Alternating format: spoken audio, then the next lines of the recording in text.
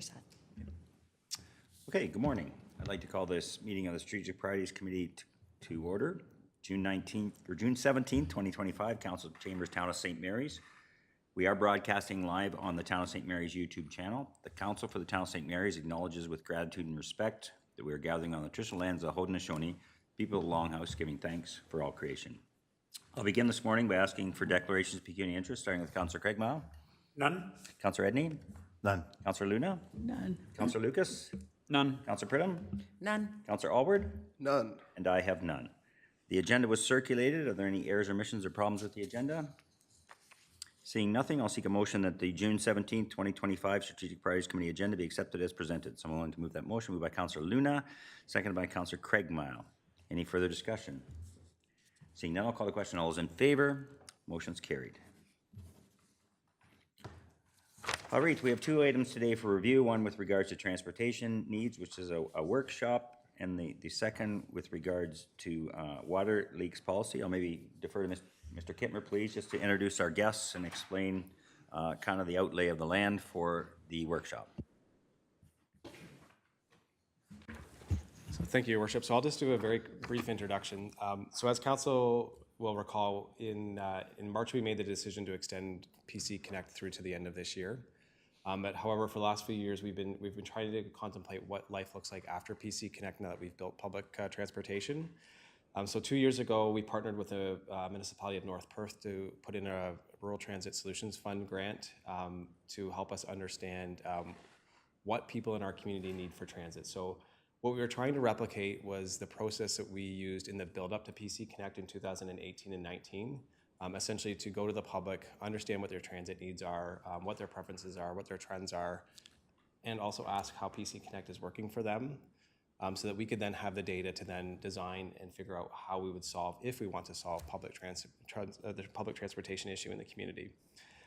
It took a couple of years for the federal government to approve our grant, but it has been received, and we've now retained Dillon Consulting to do that work for us. We are now in the public engagement phase of the project where we are going out to the public. So with me today is Jacob Terry and Nicole Bougely from Dillon.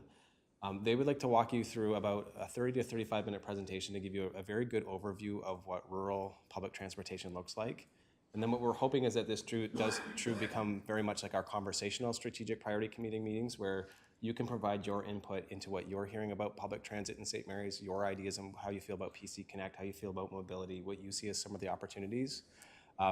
After our meeting today, our guests have stakeholder meetings throughout the day with staff internal to St. Mary's, other agencies outside of town, and then we're hosting our open house tonight at the library. Once Jacob and Nicole are finished their conversation, I do just want to have a very brief conversation with Council about PC Connect and just public transportation funding for next year. We are kind of at that sweet spot of the year where everybody's starting budget, and we need to have a small discussion about if we decide to put anything in our draft budget for public transit next year and how that might be directed, because Stratford is trying to do their budget, trying to sort out whether or not they continue PC Connect even just for 6 more months while we're in this transition period between it ending, potentially a new recommendation coming forward. So that's something you can give thought to as Nicole and Jacob walk you through their presentation, is how much budget do you want to commit to public transit every year? And I think it's a really good conversation going forward, because right now that number is around $200,000. But if that's too high of a number for you, I think if it could come out through either their presentation or a conversation afterwards, I think that's really good instruction for staff as well as our consultants going forward. So without any further speaking from me, I'll turn it over to our guests. So Jacob and Nicole, the floor is all yours.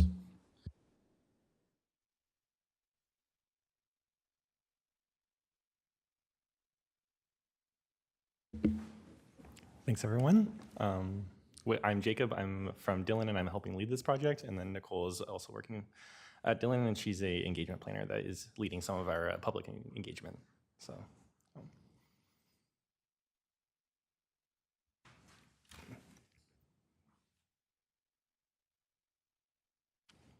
So this is, as Brent introduced, this is our North Perth and St. Mary's transit feasibility study we're working on. So we're working with both municipalities to figure out what works best for each one. Oh, sorry. And so next slide, please. We're going to go over a few things today. Project introduction, so just a higher level of what we're looking at. Importance of rural transit, so talking about some of the unique challenges for rural transit that you might not see in some bigger municipalities. Transit service models and examples, so just briefly going over the ones that we're using at our engagement sessions that we've been talking about with the public. Costs and trade-offs, some discussion at the end between us, and next steps in the project, so where we're going afterwards. So to introduce the project, next slide, please. Our objectives for the project are we're looking at the need and feasibility of implementing transit service, developing a transit plan for both municipalities, focusing on internal connectivity, so what helps get residents around the community. And we are looking at outside the community as well, but that's our primary focus. Leveraging existing mobility options, so how much can we leverage St. Mary's and Area Mobility Service, or VON in North Perth, the Easy Ride Connecting Service, PC Connect, any of the existing options that we have, Via Rail, for example. Identifying opportunities for partnership between North Perth and St. Mary's to deliver that service. So if there could be potentially some ways like PC Connect is now, where there's multiple municipalities paying into the same type of service, so that you can leverage some of the capital costs without needing to all buy your own vehicles, for example. And from this meeting, we're hoping to get giving you a better understanding of transit operations and costs, and especially different types of services, and how those differ, like at a high level. Hopefully better understand the needs from your constituents and what your priorities are on your council, and create some buy-in to the plan so you're informed along the way. So, yep. So where we're at now, we had our project kickoff in April. We're working through engagement right now, and we're wrapping it up. So we have the open house today for St. Mary's tonight. We have a bunch of stakeholder meetings, many today, and then some across the next couple of weeks. And we've done, I think North Perth has closed their survey now, so their engagement process is mostly finished, and we're wrapping it up in St. Mary's by the end of this month. And then once we get into July, we'll start developing the plan based on what we hear from the engagement. And then we'll be writing our final report and doing our final presentations in November. So yeah, we're wrapping up the engagement phase. So first, we want to go over some challenges in rural transit, just things to be aware of. So in rural transit, you have all these factors that come together that make it a bit more challenging to, as you would know, to service transit versus like Toronto, for example. So low density, there's not a lot of mid-rise or high-rise buildings, and people are going very long distances. You don't have many services, or there's not as much capacity for big services. Many of the systems might be disconnected, so even between municipalities, you might not have a regional service that connects you around to all those different areas, and there's not as much funding. So all of that coming together leads to some mobility gaps. So if you're someone who can't drive, it's a bit more challenging to get around, and it's not as easy to solve the problem because you don't have that base of like a large population to build off of and everyone packed together. This graph just kind of shows, it's a sample we took at one point of different costs in different systems. But the gist of it is that rural transit, generally you have higher costs for less service, and that's just pretty universal. In a big municipality, you have a lot of people that can take that same bus route just by the nature of how it's laid out, same point as before. And rural systems, you have people that need to go long distances, and you might not be able to get 50 people on every bus. And so that cost per trip per person is going to be higher. You have a smaller population base, and you might have to go farther. And we still have to kind of have that base cost of how much a bus might cost or how much a vehicle might cost, or even leveraging like drivers in some way that there's some like base level of cost to that. And so I think in rural systems, you'll find that you'll have a higher cost per trip per capita, and that's normal. So next slide, please. Yep. So the existing options you have, the school bus, only students can take that. Taxis, but they can be quite expensive. There's the community transportation services that are intended for people with disabilities or seniors, and maybe not always reliable for everyday use because it requires some pre-booking and other. You have to be registered for it, and there's some barriers to using it. And then PC Connect, which is mostly designed for regional trips but not local demand. So you have one. I don't think there's many stops in St. Mary's. I think there might be one or two, and then you're mostly going to Stratford or London at that point. And then I would also include Via Rail, which goes in this area, as I also know, because I live in Kitchener. It goes once a day each way, and if you book it last minute, it's not very cheap. So there's some challenges to using Via Rail also in this area, even though you're fortunate enough to have a train station. So we have these options, but are they fully adequate to meeting everyone's need? Next slide. So Y Transit, it's a lifeline for any community. So there's always people who can't get around with their own vehicle or are unable to drive with their vehicle. It helps you access employment, education, services, medical appointments, and participate in community events, experience everything your community offers. And there's few options available without a car in a lot of these places, especially if you're trying to go long distances. You can't really, it's not like you can walk easily to Stratford or other end to end even in the town. So there's, it's there for people who need to be able to get across the town without, who maybe don't have car access. So. Looking at St. Mary's' demographics, we have 7.3 thousand people in the town. 7.5% of the residents have low incomes, which can be, this is only one measure in which you can have mobility expense challenges, but using the census low income stats, we know at least that many people have statistically low incomes and would have challenges getting, owning or borrowing a car regularly. 26% of the town is are seniors, and so they're more likely to use transit, especially for shopping or medical appointments.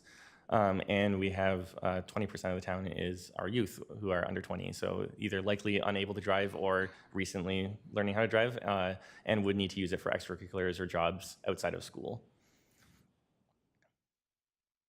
Who are we leaving behind if we don't provide transit? So people who don't own cars, so that could be new residents, especially seniors and youth, where there are limited travel options and they may be forced to relocate to places where there are more mobility options. So if they can't get around, it's hard for them to stay. If they can't get to a job or they can't make their appointments, it'll be challenging for them to stay in the same place they're living. Businesses in unserved rural communities. So if you're a business that's in a spot that doesn't have transit, especially a larger factory, it might be hard for you to get new employees for entry-level positions because those people may not have cars or may be unable to get cars. And so there's other communities where businesses have been big drivers for transit and trying to get transit access from not even within the town, but from outer areas to bring people into the town to get to be able to go work at that place. Single car households, so if a place only has one car and you have both family members, like a set of parents that need to go separate places, that vehicle might be unavailable for both sets of parents. And drivers, we have, if it's affordable, we have inclement weather, evenings. There's these other times where these are driving people to take transit and where you might not be able to do another option. So like during inclement weather, for example, one option might be, let's have people bike to where they want to go or walk. But if it's pouring rain, you don't really want to bike or walk, which is understandable, I think, to most everyone. So really want to make sure that there's an option there for when you have those moments where the weather is not good or where it's laid out and making sure that's affordable for everyone. Yep. Next slide, please. This one is blank. So next slide again, please. Yeah. There we go. Rural transit has significant quality of life improvements for its users as they may have no other option for getting around. So this is a big key takeaway is it can be not as cheap per person, but it is a huge improvement for the people who really need it. So business cases for rural transit, things we think about, and you don't have to answer these questions right now. I just want to get the juices flowing. What key outcomes are you trying to achieve? Does the service meet the needs of your residents? What are your different options? And is the service design cost effective? So these are some things that you really want to think about when you're trying to present a new rural transit case. Typical outcomes we will use for transit. So we would look at equity and access. So these are like different axioms with which you might want to measure transit success. So can everyone get to it in the community? Might be one measure in which you're using. And does it go to the communities that need it the most? Impact on the environment, impact on your economy, and your ridership. So that's the one we would normally look at, how many boardings you have over a certain period of time. But we would often find that people look at multiple of these metrics to try and figure out, you're not usually just looking at ridership. You might also be looking at, I need to make sure this population is served, or I want to make sure that there's other aspects that are being met in this transit service. So when we're establishing our mobility goals, what are our objectives in our community? Who are our target passengers?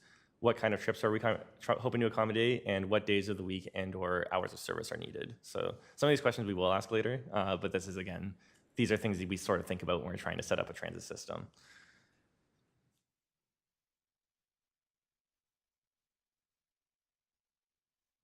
Next slide, please. So some service models, we'll just go over these at a high level. First is your fixed route transit. So this is traditional transit service. Examples we have here, PC Connect is one. In Waterloo Region, GRT Route 77, or some of the other ones that go to the townships are fixed route based. So this is what you would normally think of with transit service. Doesn't have to just be a 40-foot bus. Can be anything between a small converted van to articulated bus, anything in that realm that's just running on a fixed route service. In these services, passengers are required to walk or roll to or from the fixed route stop, and it operates on a predefined schedule and route without deviation. So we don't bend it. It's always going to arrive at this time. It's always going to stop at this stop, and then it's going to the next stop, and you can look up the schedule, and it's always going to be the same. Highly efficient, and they're low barrier to use, and generally reliable. So these are the advantages we usually have for them. And where possible, if there's enough demand, this is usually our preference because it's usually the best cost to benefit for service. So it's good if you have high demand periods and areas, long distance trips where you're connecting urban areas. Challenges can be if you have a large rural area you're trying to serve and there's not really a key origin destination pair or like where everyone's going, it can be a little bit more challenging to service that with fixed route transit because not everyone's going to the same spots. And if you have an area with a very low demand, it can also be challenging to serve. So in those cases, even if everyone's going to the same spot, if you only have one person going per day period, it can be a little bit challenging to do that with a fixed route vehicle. On-demand transit, so this is used in Wellington County, Brant, and GRT also has one in Breslau around the airport. This is a shared ride service with no fixed route or schedule. It operates within a predefined service area and period. So it might run weekdays, 8 to 5, just in this community. Passengers would book trips by using a mobile app or calling. Software optimizes for the most direct trips, so they get picked up, and then the software determines if anyone's along their route to the next spot, or what is the quickest way to get them there in the most efficient way possible. And then passengers can be picked up at either fixed route stops or virtual stops. So fixed stops are like, you might still have bus stop signs, but people have to go to that bus stop sign to get picked up, or virtual stops might be the app tells you go wait at like the entrance to the library. And so that's like a virtual stop we might have laid out in the transit system. And so these are best suited if you have low demand areas or dispersed rural areas, so the opposite of fixed route. Challenges can be, there's some barriers to use, so you need to book either by calling or using an app, and that can sometimes be just a mental barrier to using the service, so you might expect not as many people want to do it. And your wait times can be highly variable depending on the service area size or other factors. So if your wait times, if the service gets too busy and you don't have enough vehicles, then the wait times start getting much longer. So because people are just waiting for the next one to be free. The next is specialized transit. So you do have a version of this through St. Mary's and Area Mobility Service and the Connecting Easy Ride service. So this is your door-to-door service for people with disabilities. It requires smaller accessible vehicles that are pre-booked. Requires an eligibility criteria and application process, so you usually can't book it right away. If you've never used it before, you have to fill out the application, get approved, meet the criteria, and then you can take it. That service has to meet AODA requirements, and it can be commingled with on-demand service to provide service using the same vehicle. So in some areas where there's not enough demand to run a separate on-demand and a specialized service together, you can use, and you may have some space on the specialized service, you can combine the two together and you can kind of pick up people with specialized needs and conventional passengers on the same vehicle. So this is good for people, passengers with disabilities, but conventional passengers, we don't usually offer them specialized service because it's more expensive to run it that way versus just using on-demand service. You can do taxis or ride hailing. So Innisfil Transit uses a partnership with Uber, and Hamilton Transcab does partnership with taxis. So these leverage existing private operators to provide service. municipalities provide fare subsidies on shared ride taxis or the ride sharing service, either the full trip or a first mile, last mile service. And so, for example, Innisfil, the service, Uber has its Uber rate, so it might cost like $35 for that bus ride or for that trip. And Innisfil will pay whatever it takes to get down to the transit cost that they decided. So if they decide a trip is $6, then it's 35 minus 6 was what Innisfil would pay for that ride. So it's good for areas where you have low demand areas where you have a lot of taxi and ride hailing operators. It can be challenging if you have few quality operators, and generally it's hard to control the cost. So if that service gets really popular, you're covering every single time someone's Uber ride needs to be covered, and you can see how that cost gets high once you have a lot of people taking it. So there's a point at which it's not as effective anymore. So it's just a caution with that type of service. We have carpools and car share platforms. So this is where you have a platform where you match people to do carpools or share rides.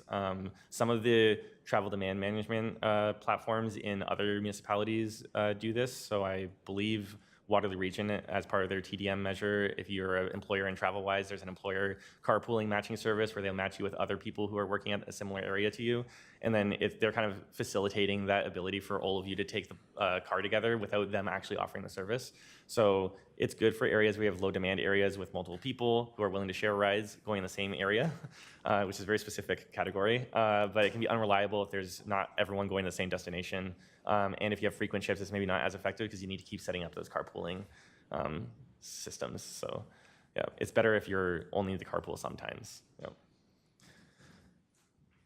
And then your level of service. So you need your level of service to match your demand. So during the daytime, if you have daytime service, then you're not providing service for people who are evening workers or want to do evening outings, which can be okay if that's where your demand is all during the day. But if you have a high evening demand, then you would probably want evening service as well. You can do 5-day-a-week service, so that is more aligned to like commuting and work trips. You can also do 7-days-a-week service, but in those cases, you usually expect the weekend demand to be a little bit lower than weekdays, just because that's how everyone travels. And or you can rotate. So in some communities, you can have a case where a bus does a different route every single day. So on Mondays, it goes to this community. On Tuesdays, it goes to this one. Wednesdays, it goes to another one. And that's used in Ottawa. Has shopping routes that they use at the ends of the urban area where it goes into the smaller communities, and they'll have one community will get a route on Monday to take them to the nearest mall, one gets a one on Tuesday to go to the nearest mall, and then it rotates between those communities. So that bus is doing 5 communities, but everyone gets like weekly service. Yeah. So this part isn't very long. It's just a high-level consideration of costs and trade-offs. So looking at some other peers that are in a similar size bucket, we just pulled some from the CUTA stats, so the Canadian Urban Transit Association reports on these every year. And you can get an idea of kind of where their costs lie. They're similarly, some of them are maybe a bit more urban, but some of them also have large rural areas that they would have to service. And so an idea just at a high of where their costs lie, their recovery costs, they usually are looking between 13 to 30% of their revenues to make up their costs. And that's just to kind of frame where you would expect that to be, I think, based on other agencies in the area, or in Ontario, I should say.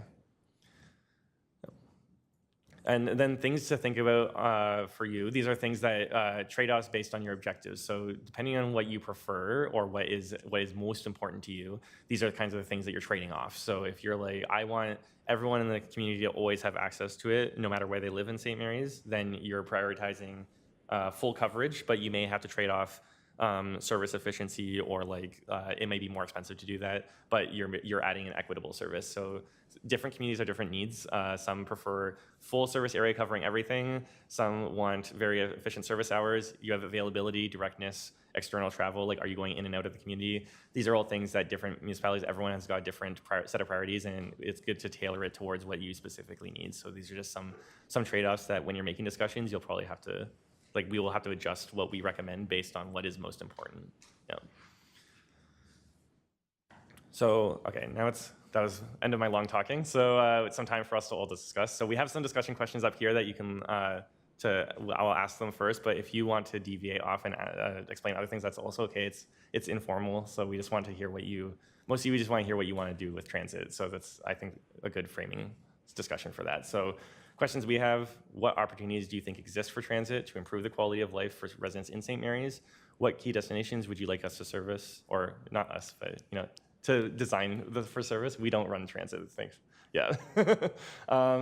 What are you hearing from residents about the need for alternative local mobility options, and what are the positive attributes and concerns you're hearing about PC Connect, St. Mary's Mobility Area Services, any of the existing services? What do people like? What do people not like? These are all things that we want to know. So I'll leave those questions with you, and then you can ask as you wish. Okay, thank you. So do you want us to just open it up? Yeah, for go thoughts for it, from yeah. council and go from there? Anyone else? Yeah, and if you have questions about the presentation as well, that's Sure, perfect, absolutely. yeah.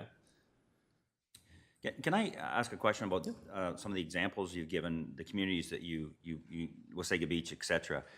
One of the things I know that North Perth, in talking to their mayor, has been very successful is that employers have really bought into their system, and it's mainly employer-driven. Is that what you find in most of the rural transit systems are based around employers for success? Because we have a situation here where we never really could get the times to line up, and to me, there is a little bit, but I don't think the system is largely employer-driven, that people are using it, thus maybe less ridership, I'm not sure. But, places like, if you look at Port Colborne, for an example, places like that, is it about employee mobility, or is it about general population mobility? I think it's pretty variable. Some places, I know RideWell started as an employer thing and then turned to more than that because it ended up being more driven around resident movement. But there's some municipalities it is just about finding a transit solution. So I know that there's some that we've worked with that theirs is actually driven by the fact that there's people who've moved into the town, especially from urban areas, that are expecting to be able to get around without a car. And so there are some municipalities we've worked with that have a different driving. Like, it's not about employment. Employment's like a factor, of course, but it's not like the main driving factor. It's like just a factor. So I would say it's mixed. It depends on the municipality. Yeah, I know that part of the success of North Perth is like the Route 1 on theirs is partly because they have some big employers on it, which helps. But I don't think it is always just driven by that. Yeah. Are there examples where companies are subsidizing public transit at all, or is it basically they're all driven by the municipalities? I think mostly they're driven by the municipalities. There might be some. I know that in some larger municipalities, the employer will pay for maybe some of the infrastructure. So if they have a stop at their factory, they might pay for like a shelter there or something. But I think generally the municipality is paying for the transit service. Yeah.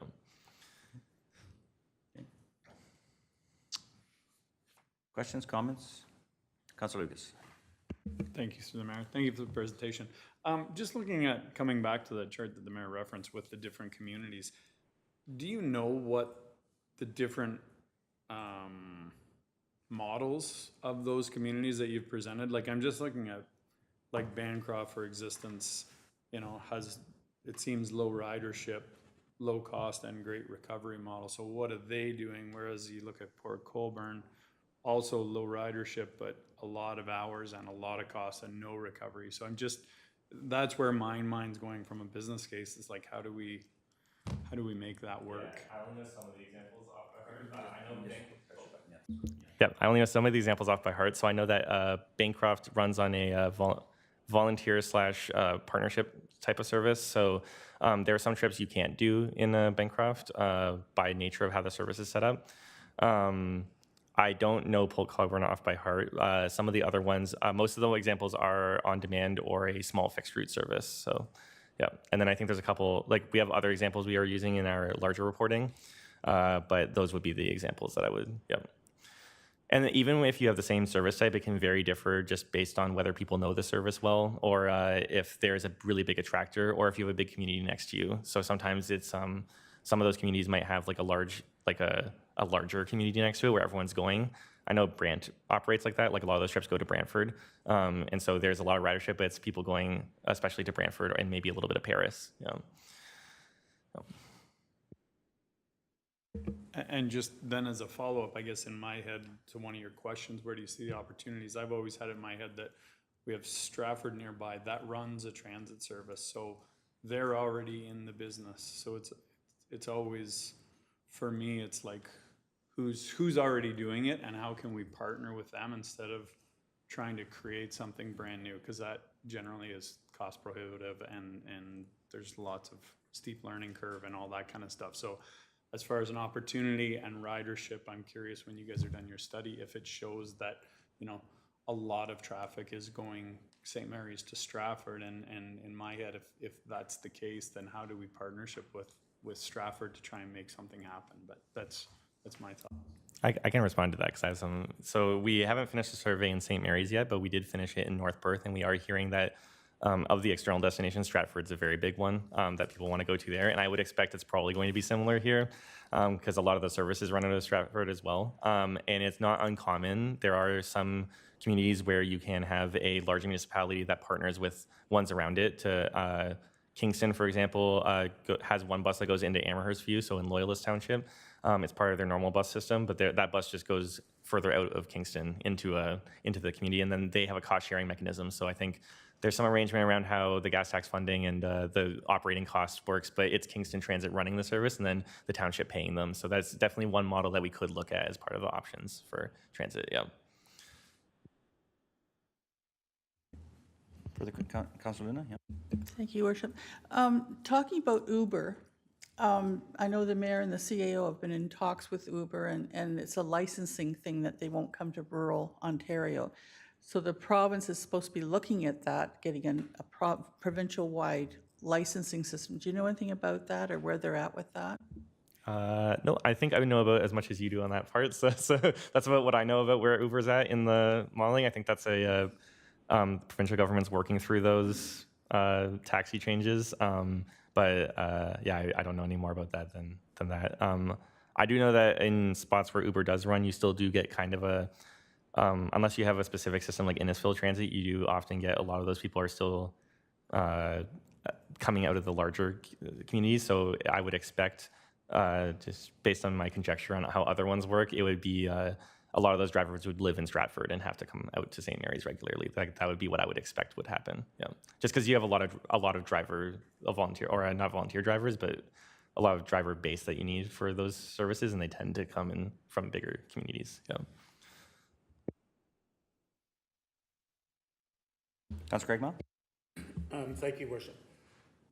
So if I think back to what's been going on with PC Connect in one of the recent meetings we had, the actual cost per ride was exorbitant, and that's with the large subsidy. So I can see once that's gone, I just don't see how something like that is going to be very possible. And I do believe, if I get back on some of the things the mayor said about the industrial base, I do believe that North Perth and St. Mary's are completely opposite in their needs and what they are doing. But I will say a couple of years back, before we did have a cab with the demographics in town, it was extremely impossible for some of the seniors that didn't maybe have family or somebody with a car locally to be able to access grocery stores, dental appointments, doctor appointments, Stratford Hospital, and somehow to be able to do that for the seniors to specific points, I think is something that the community really needs. And I'll leave it at that. Okay, thank you. Anything further? Councilor Brito? Yeah. Thank you. The on-demand service, you had mentioned that booking can be a barrier for on-demand, whereas mobility bus, the seniors and disabled people that use that service are always booking. And so I don't know that that's that big of a barrier because they'd be serving not only those, it'd be just a wider range. So the on-demand service is interesting. I hear from new residents coming to St. Mary's, one of the questions people ask is there transit? And for a while, we were always able to say, yes, there's a taxi, and now, but that's it, you pay for a taxi ride. And then for a while there was no taxi, and we've got one running again. But that is a feature that people do ask about and look for when they're choosing a community, is how do I get around within that community? And, whether it's seniors or people that are looking for employment, starting a job here. The low income aspect is important too, because I know that you'd mentioned it once, but then when you referred again, you skip that piece as far as, you're identifying some of the needs. I think the people that have, a lower income are trying to go to work, are ones that we should look at. I think that when there wasn't a taxi service, what we were hearing, or at least I was hearing a lot of, is the people that were trying to get around within town. They wanted to get to the grocery store, to their doctor's appointment, that sort of thing. And yes, it was a struggle too to get to Stratford. But then they had to rely on, I guess, someone they knew or some other way to get out of town. But the local driving around every day to do the things they needed to do was missing completely. And yeah, I think that's an important piece rather than maybe driving to Listowel, the people that do that trip. All good points. Yeah, the part about on demand, that point was more about when you compare to fixed route, if you're like dropping people in both scenarios, there is a bit of a barrier. It's just a smaller barrier to taking it. Obviously, all the people that use St. Mary's and Mobility Area Service have to pre-book right now. But it is when you're trying to get a higher ridership, it can be a barrier to getting the larger conventional base on board, because they'll just be like, I don't want to use an app. The ones that can choose more, I guess. Yeah. And then, yeah, low income, definitely very important, and a big driving factor for transit. I forget what your last point was, sorry. New residents, yeah.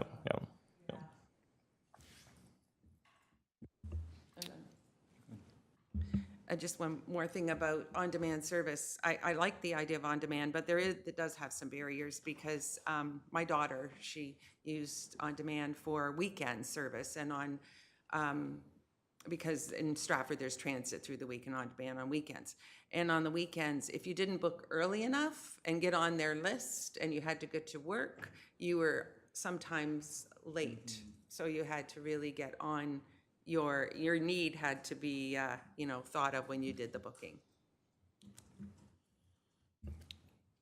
Okay, Councillor Alward? I'm going to assume I kind of already know the answer to this question, but is it, in general, is like a fixed route transit better for people looking to go to work in the morning rather than pre-booking and on-demand service? Yes and no. So it depends on, it's like there are cases where fixed route is more regularly reliable, I think, for getting to a place on time. But again, it really depends. Once you start getting into that boundary that we play in rural transit, where you don't necessarily have the ridership to always guarantee a fixed route service is the most cost-effective option.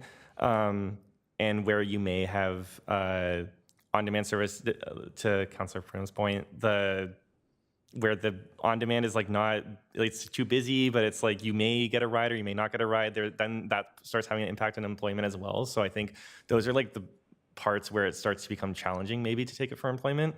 And you have to book like very far in advance to guarantee the spot, because basically it's like once someone's taking that time, if you, like, say you only have one vehicle driving around and someone's already taken that vehicle and they're going somewhere completely different from you, then yeah, it's going to be harder for you to get to work at that time. But not to say that it's always not, like there are some cases where on-demand actually does work the best, and just in terms of like you may not have the ridership to justify constant fixed routes, or if you're going to a very large rural area, not everyone's going to come from the same spot, so that's just the easiest way. Yeah. Councillor Brenham? Thank you.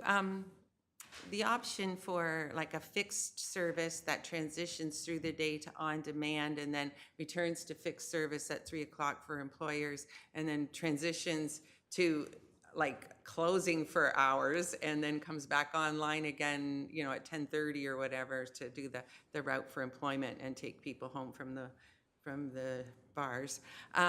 Is that something that's around? Does anyone do that? I believe Belleville might do just on-demand all at night.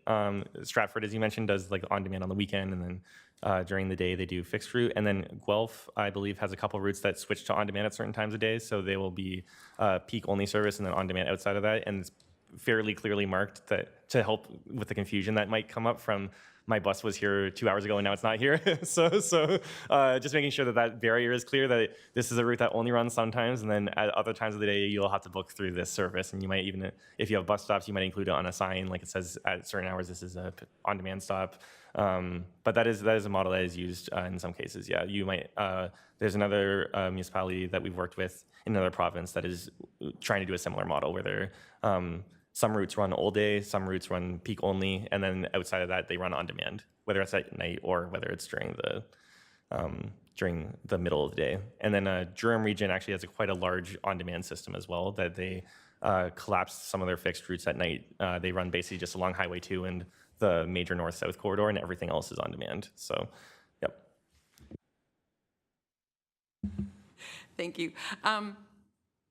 When you're looking at systems that have multiple vehicles, like that has to be a population size demand. Like we've only got 7,000 people, so and it's a small town, wouldn't one sort of, I don't know, big van or small bus or something service the whole town? It could, depending on how you set up the system. So you could have it.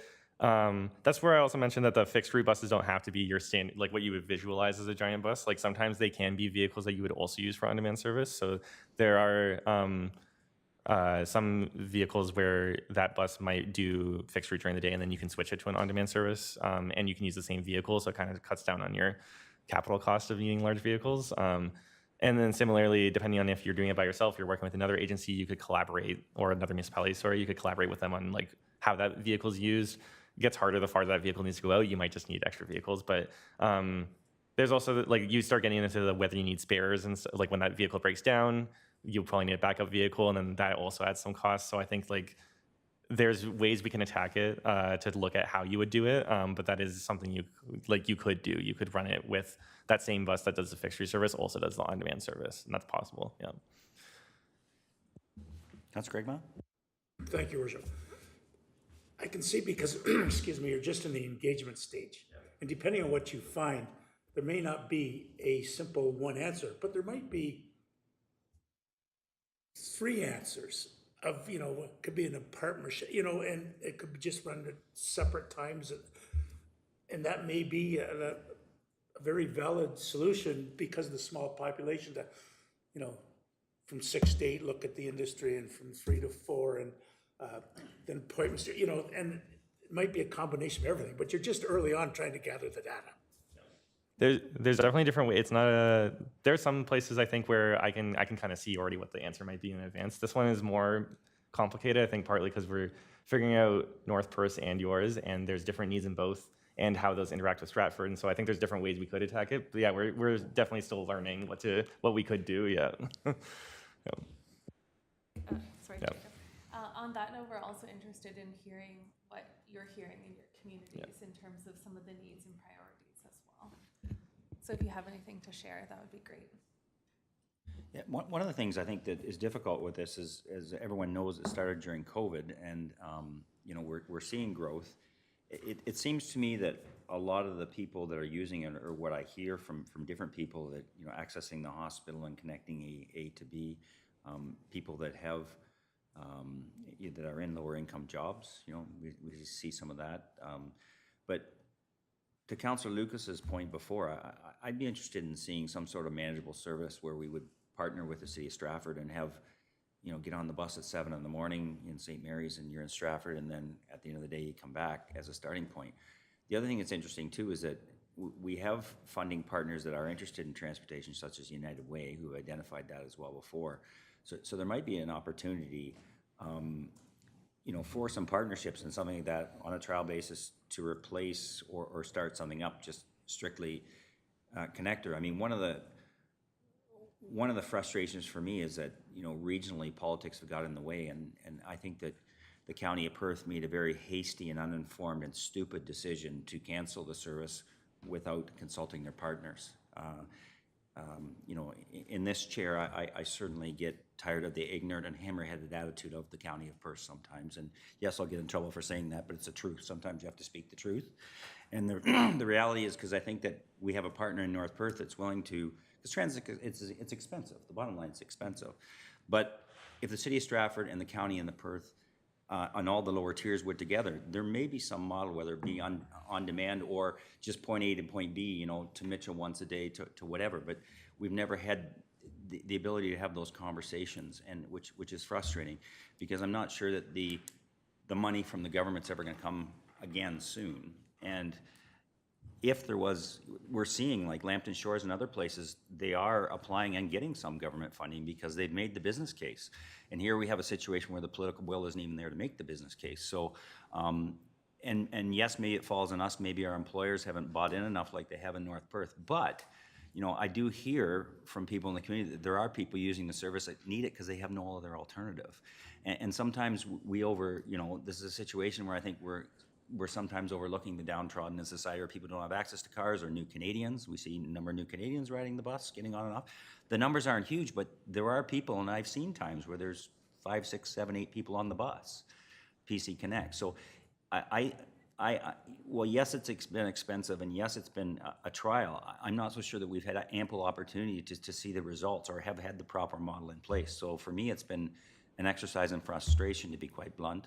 So I'm hopeful there is some good feedback from the community, because I don't think we've got it from our employers, and I don't think we've got it from the population at large, because sometimes, to be quite honest, we're disconnected from some of the people that are using it, through no sense of disrespect, but there are people that are using it because they have no alternative. So to me, it's been a little bit frustrating, because I think there is an opportunity for more partnership and to make a service work, but I don't know how that's going to happen.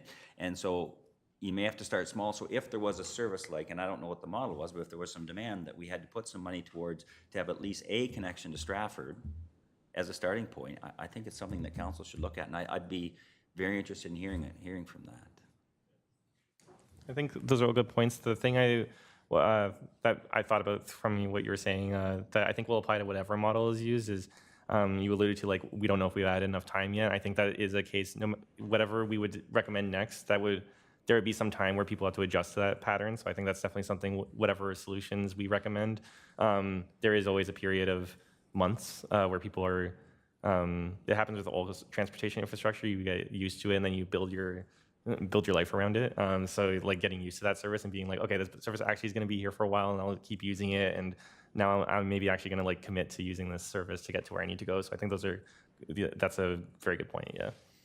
And you know, with respect to, like, with no disrespect, sometimes an hour or two of inconvenience having to do whatever, you know, arriving early for your job, whatever, is not a big inconvenience given the barriers to cost to having car ownership or traveling in February or whatever. You know, if you have a appointment at the hospital at 10 o'clock in the morning, you arrive at 8, it's not the end of the world, you know, and I think a lot of people see that. Certainly I've seen that and heard through experienced people going to our local hospital from Stratford for treatment from Stratford, and those kind of numbers, and it is what it is, right? People deal with that as opposed to having no access at all. So if there was some timetable as inconvenient was, I think we could make it work. And then I think it'd be important to say that, yes, we have connecting transit, because now, you know, we do, but it's, you know, it's tenuous. We don't know what's going to happen at the moment.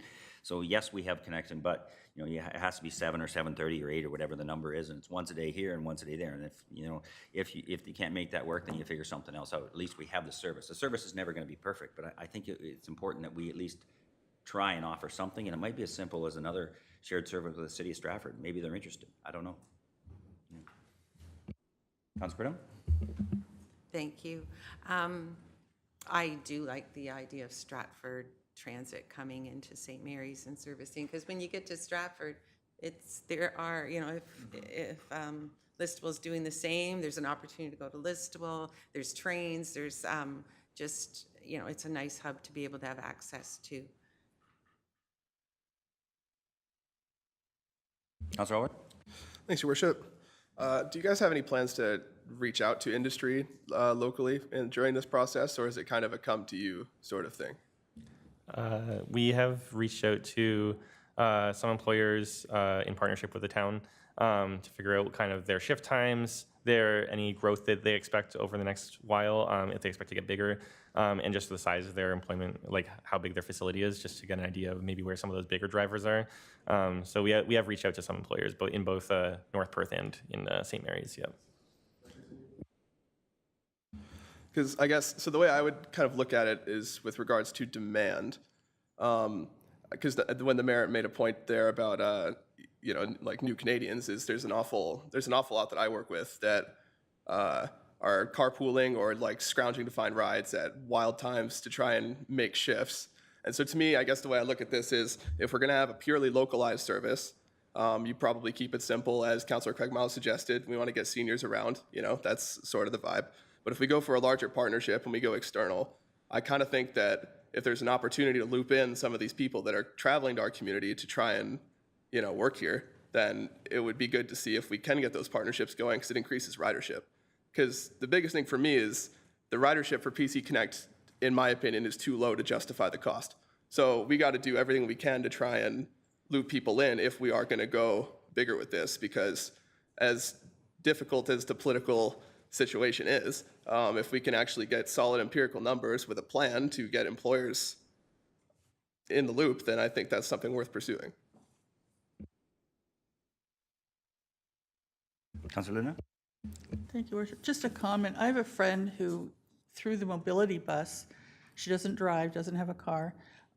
She goes everywhere. She goes to the Stratford Festival. She'll go to Stratford for lunch. She'll go to London, pre-booking the mobility bus. So in my mind, a mobility bus type service that doesn't use mobility issues or status as a factor is maybe the answer, and somehow in partnership with Stratford. I don't know, that's the picture I have in my mind. I don't know, just a comment. Okay. Councillor Craig Miles?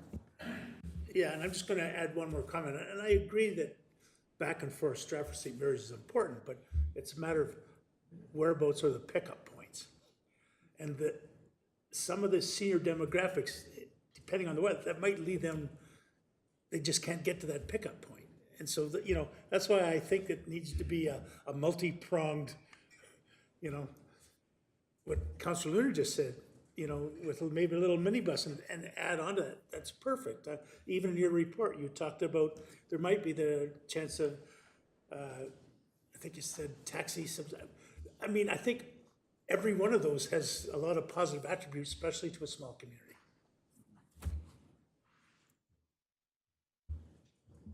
Okay. Any further thoughts, questions about the report? Councillor Luna?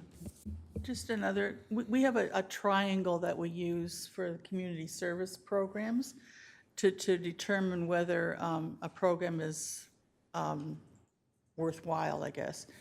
So in my mind, we need the numbers to fit into that triangle. So when are the numbers coming? Do you have a timeline on that? That'd probably be closer to, we would have estimates more when we get closer to the end of the developing phase, because depending on what service models we look at, we'd pull from peers, see what their ridership is like for a similar type of service, and then base it off of that. So I think it would be definitely more towards the developing phase of when we're doing the projects, yeah. Right now, we're still kind of figuring out the different, how larger models we might recommend, and then figuring out based on that, nailing that down to figure out what kind of ridership you might expect or costs, yeah. Councillor Pridham? Just a question on that. When you come back, do you kind of just come back with one solution, or are you identifying different solutions so that, you know, we can have some input on where the direction is going? We would have, generally we do have multiple options that we would consider. There's probably one that we would say is the most viable option, but it would be based on what seems like the best, but we would have different options available. Like it wouldn't just be one, it would be probably a few, yeah. Usually at least 2 or 3, yeah. Just going back to the chart you presented before, doing rough math on some of these communities and so forth, like a lot of them, when you break it down, it's still $25 to $60 or $70 per ride, right? So the bottom line, I just want to make, just point that out for council, so public transit is not cheap. But I guess the only reason I point that out is just that the operating costs these communities are doing it, why partnership I think might be important. You know, it might not be for a community that's got half the size of some of these populations. I'm not sure we can do it on our own. I don't know if that's a fair comment or not, but It like yeah, like with all these systems, it can be variable what that cost includes, or like why that cost might be higher or lower. But it is not uncommon that operating costs are in the realm of between $100 to $200 per hour of service. That's pretty normal across most agencies, I think. Yeah, maybe a bit lower if you get like some very volunteer driven or different types of costs, but it's usually in that range, even for some of the on-demand services. Yeah. Councilor Pridham? The volunteer service, I think there was that app or something that people take people around. Is that something that you could approach the hospital about or the clinic about and see if they're willing to support that sort of app to get people to and from appointments? We could ask them about that, once we get outreach with the hospitals. The one comment I'll have on volunteer service in general is like lower cost, but depending on where your priorities lie, it could end up they're usually not as reliable because they're depending on people who want to drive, which sometimes you have all the volunteers disappear and then you don't have anyone to drive the service. So that can be a barrier to that kind of service for sure. Yeah. Any further thoughts, questions? We sort of covered what you were hoping for. I was actually gonna ask one follow up. So one thing we really want to get out is what you would prioritize. So what is most important to you? And like, so if we're between like covering everybody, I think I've got hints of it, but what is most important to you in terms of like, if you're picking between cost, equity, like efficiency, all these aspects. I think we might have a slide in the presentation if you want to put it up. There's one where it has all the different attributes just to kind of figure out where we want to make sure we align with wherever you're going. So to not recommend something you don't want to do. So.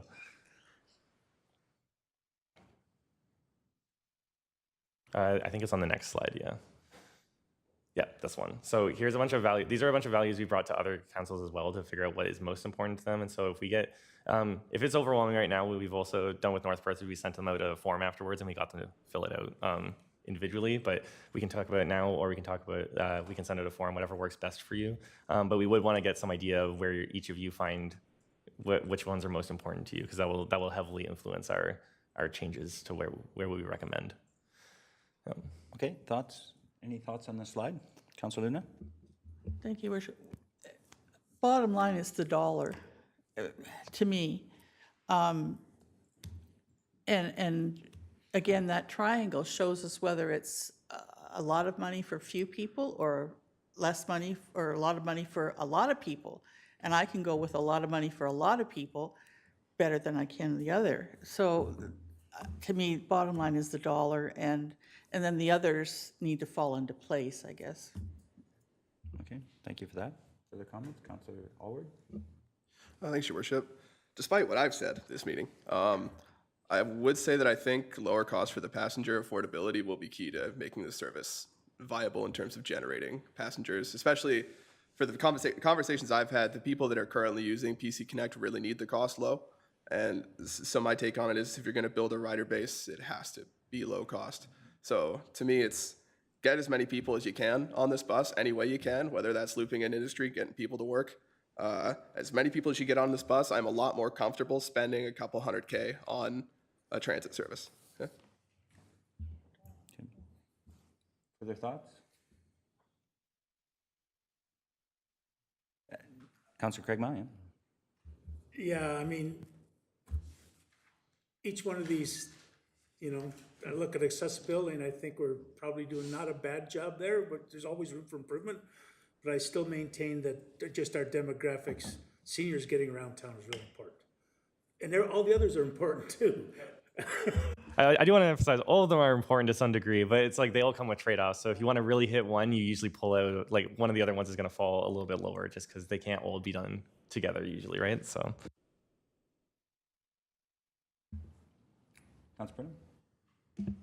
I'll just mention again that new residents, as you've mentioned, and also people moving to the community from other urban areas that are looking for some sort of transit to work on on demand, like, I don't know where the solution is, but all those things are, I don't know, in the pot for mixing.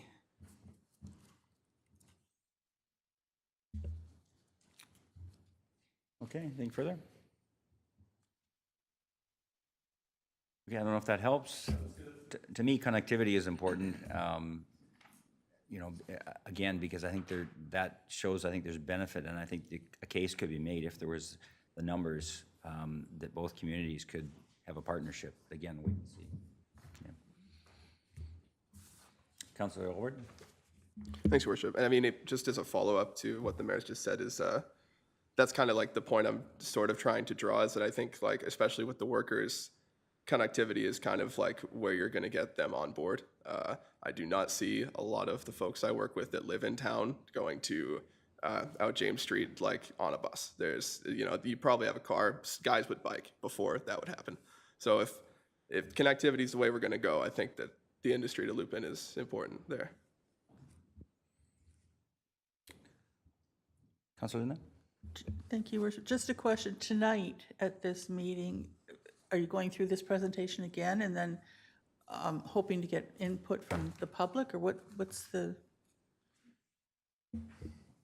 We won't be going through the slides exactly as is, but we have a set of display boards that provides a high-level overview, in particular looking at the different transit options. And we're asking people to identify their priorities and some of the challenges, their key destinations as well. And all those questions have been replicated in the survey that's been posted online. So I don't know how many people have taken the survey, Brent, maybe you know. I don't have an up-to-date number, but we usually have pretty good success. And I know Communications has told me in the first 24 hours we had 87 responses. So typically for us, you'll get 200 to 400 responses on a survey like this. So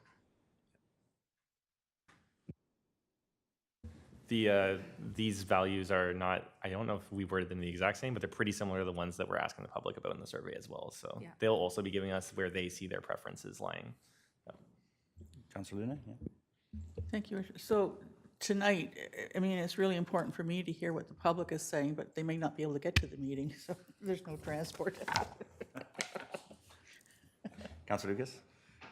Thank you. I would just like to chime in with I think what's coming around the table is affordability is key, because that's generally why you're using that service. So if it's cost prohibitive to use the service dies on the vine.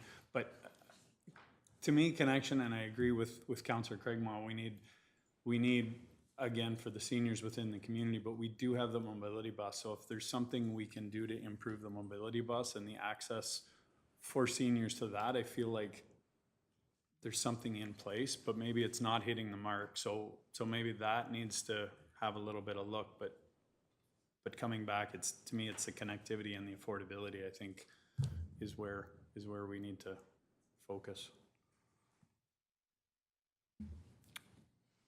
Okay. Anything further from council? Did we get you what you? This is helpful, thank you. This is helpful, okay, yeah. I just want to make sure that we're okay. Brent, can you kind of just summarize where we go from here and sort of the timelines, if you would, please? well, actually, maybe my friends can help me with the timelines a little bit better, but I believe engagement's going to wrap up at the end of June, and then they'll process their data. We should see a draft report at probably the internal level early fall, and then final presentation of a report to council in November. So that's why I was hoping once you were done with our friends from Dillon that we might just have like a brief conversation about PC Connect, the fact that PC Connect's ending, we may have a service gap, and whether or not we want to commit. Number one, do we want to commit any money in our budget next year towards public transit? And if we do we want to see even just some sort of transitional service with PC Connect for a period of time?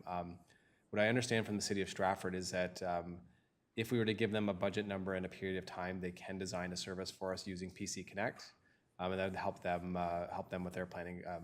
It sounds like North Perth is fully prepared to continue with some form of PC Connect going forward, just given the fact that they have about 400 rides per month.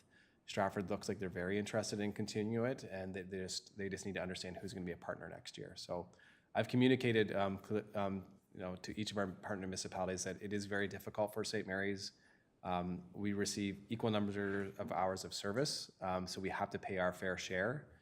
But we're seeing our ridership being low. So with our ridership being low and the cost being around $200,000 a year, it is more difficult for us to make that commitment. But I also know that council is committed to public transit, and you likely don't want to see a service gap. So I did express to them that there may be an interest in seeing some sort of transitional service with PC Connect at a reduced schedule for a period of time. But I also indicated to them I had to have a conversation with council, at least get I don't know, an early kind of sense of how much money we're putting in the budget, how much we might want to commit to PC Connect, because if you receive your report from Dylan in November, you won't be launching a new service probably until late 2026 anyways. It will just take time to build everything. So that's your risk. Your risk is that you may not have public transit. You have a taxi service in town, which is great. You have mobility, which is great, but you would then lose that regional service, which the mayor said is, just anecdotally sitting here at town hall, the buses are becoming fuller and fuller each week. Councilor Luna? Thank you. Just a final comment from me. The taxi service in town, we're very fortunate to finally have another taxi service in town. So whatever we come up with, I don't want to be harming that taxi service at the same time that we're developing something additional, right? Because the taxi service, no matter what's available, will still be valuable to a lot of people. Okay, so if we're good, then maybe we'll wrap up with our friends from Dylan here, actually, and we thank you for your presentation, wait for a report, and then we'll have a little discussion about transit, just anecdotally, and if there's something you missed or you feel like chiming in, I'm not, by all means, you're welcome to stay, but we'll have a little discussion after that, if that's okay. Thank you so much. Okay.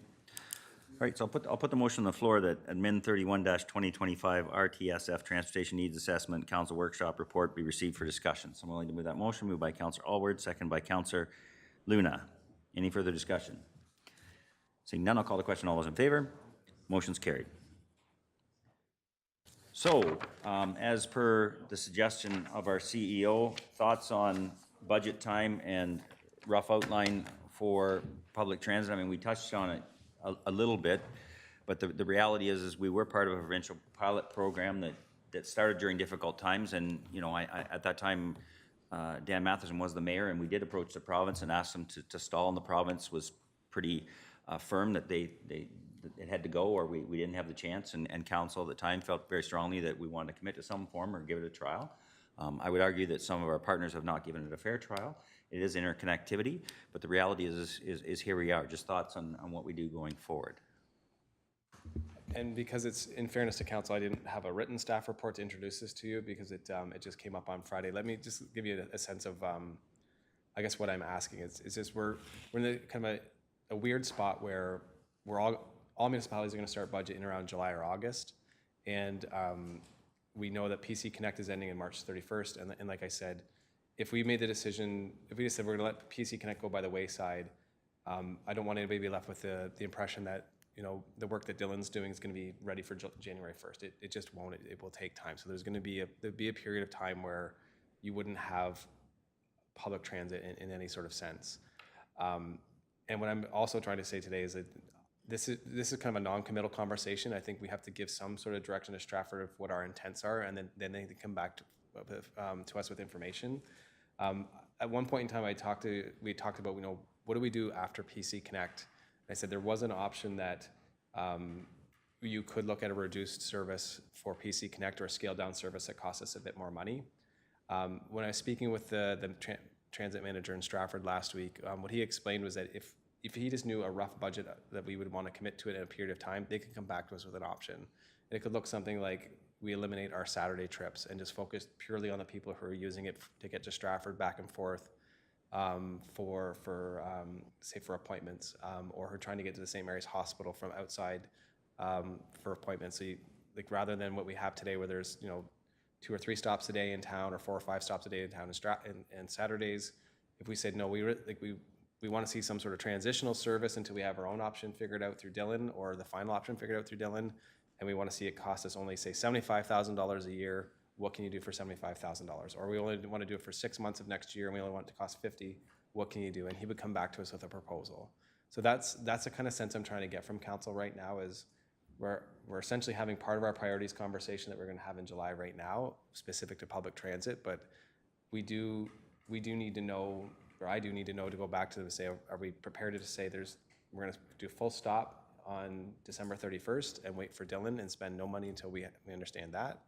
Do we want to have some money in the budget to continue some form of PC Connect through part of next year until we know what we're going to implement with Dylan, or where does council want to go with it? So the budget this year has $200,000 committed to PC Connect, so that's your starting point in your budget, and I just give you that for information. So again, I'm just looking for some sort of direction from council that I can communicate back to Stratford of what our intents are. Councilor Craigmont. Thank you, Your Worship.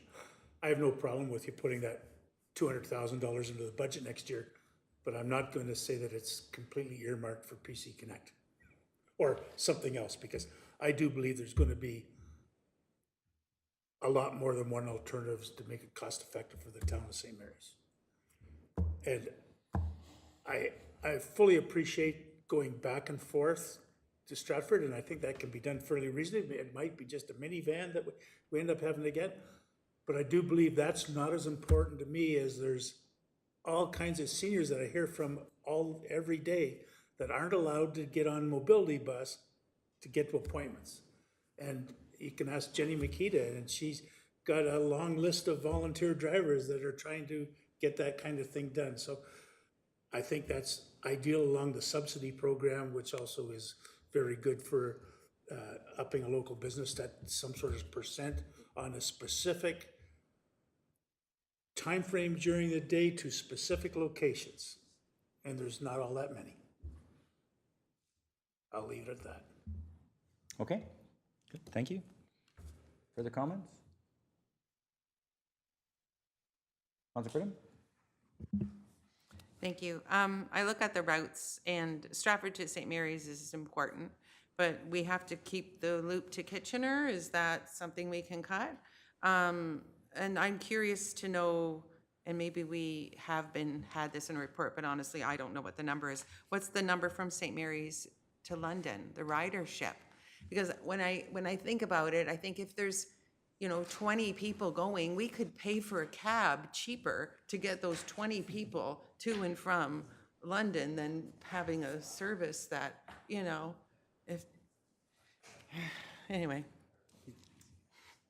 I can get you that information right now. Okay.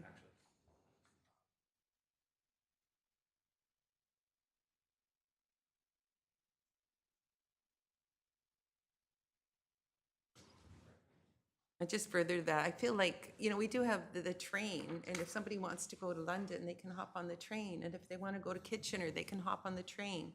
And like you had mentioned, so they arrive 2 or 3 or 5 hours earlier than their appointment. That's okay, because the service is there for them to use. And the number is, a little higher than maybe the transit we offer, but it's still a service. I mean, one of the things we had hoped to is the Onyx service, and we've not heard any more from them. At one point, they were going to stop in New Hamburg and St. Mary's, and I don't believe they've stopped in either, actually. And I've had discussions with the Mayor of Stratford and stuff about this, and it may or may not happen in the future. They haven't built the business case for it yet. Right. They stopped in town, I think, for a couple of weeks, and that was about it. But the communication, Brent, I don't know if you've had any more communication with them or. No, communication pretty much dried up. When they were interested in setting up the community in late 2023 and early 24, there was good communication, but once they made the decision to abandon the service in St. Mary's, and that was a quick decision on their part, they only made maybe 1 month of stops in St. Mary's and didn't see the ridership and decided to focus on Stratford, which, again, I can appreciate. Since then, they've not returned our calls. So I'd say there's really no interest in Onyx in being part of our community.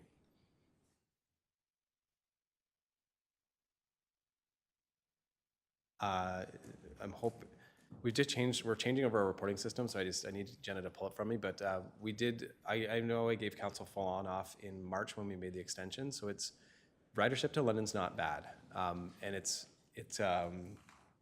here,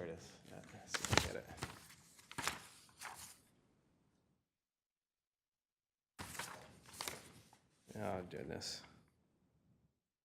Well, I'll have to report back to you on that one. I have it in an Excel file somewhere because I only have totals right now. And again, just again from last year, our total arriving in St. Mary's was 2,271. Our total departing St. Mary's is 2,550. But it's not bad. And so like when PC Connect was designed, what the idea was is you would leave St. Mary's and connect to nodes where there's other transportation. So in London, you connect up into the Masonville area because LTC has good stops there. And for us, it's not necessarily our bus. It is our bus that's going all the way to Kitchener as well, but that's just trying to connect up to the GO node there. So our bus from St. Mary's, when it leaves here, it goes to, I think, Terminal 2 in Stratford, which is the one kind of, you know, center city where is their main transit hub. So again, I wouldn't see, even if, it might be better for me to, instead of asking you what you want, to come back with a couple of options for you, I think. And I guess if you're interested in that, I could go to city and say, we're really interested in seeing service hours that go from St. Mary's to Stratford, connecting up to Terminal 2, which then gets a person the ability to travel all throughout Stratford because it connects to their main public transit hub, but it also allows them to transfer bus and then get on the bus that goes to Kitchener, and that gives you at least St. Mary's to KW. And then I'll grab that ridership information again from St. Mary's to London because it wasn't bad.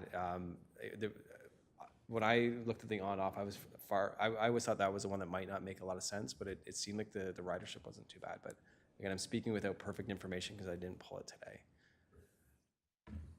Yeah, go ahead.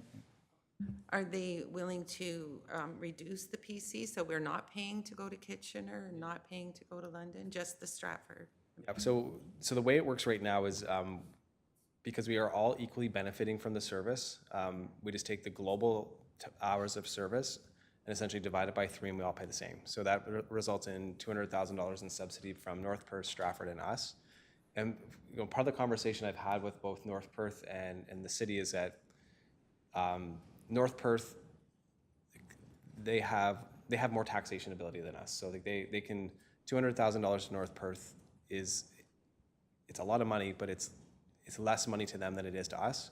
And when you balance it off with the fact that they have 400 riders per month using it, like that, if we were that situation, I'd be sitting here saying we're crazy not to go forward because that's great ridership and good value, right? That's really good value. But for us, $200,000 is almost a point and a half, right? And to see the ridership we're having, it's not enough. What my kind of thought is that if we ask for this reduced level of service, what then ends up happening is you really start splitting up the cost based on your hours of service. So what we'd be doing is effectively reducing our hours of service, and then we just pay the, Jacob was right, I think it's around like a $90 an hour per service, and that's what you pay. And that, again, that kind of reduced model is what we kind of talked about all along, that gets us between December 31st and then whenever we implement something out of Dylan's report. But I think we also need to keep in mind too that Jacob is correct. Public transit is extremely expensive. When you look at the city of Stratford, like a significant amount of their budget goes to public transit. Like you never recover your costs, and especially in a rural setting like ours, it's extremely expensive. So I think at some point in time, you're gonna have a hard conversation with yourselves about, is this even something we offer? It's not a mandated service, and if it is gonna continue to cost you $200,000 a year with low ridership, I think there'll be a time where we're forced to ask, is that a really good value proposition for us or not? Or is it a competing priority with something else that needs $200,000 a year? So I think like, we tried it. It's starting to work really well. But I think we're now starting to have that same conversation that many municipalities our size are having, is that it costs a lot of money for the ridership that we're giving. And right now I don't have, for those 2,500 people that are arriving and departing every year, I don't have a good math or a good formula to show you the value proposition socially for what that means for those people. Because it's not really being used for tourism, it's not really being used by our major employers for employment, it's being used to bring people to our community for appointments, it's being used to take people out of our community for appointments and then bring some people in from employment and leave for employment as well. So it's working nicely, it's just, I think we all wish we had a full bus every day. Councilor Craigmire? Thank you, Your Worship. But the ridership you're currently talking about that's low, is at a largely subsidized rate.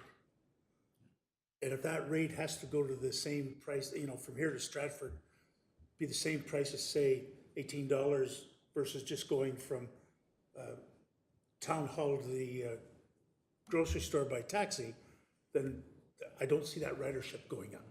That's why I'm willing to put the money in there, but I think there's a lot of other potentials.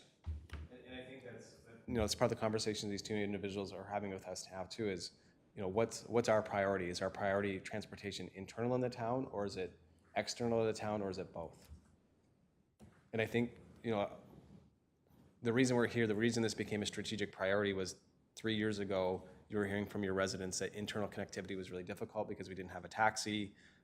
Not everybody qualifies for mobility, and there didn't really seem to be an ability to partnership with mobility service to get them to do on-demand taxi-like service for, during the day.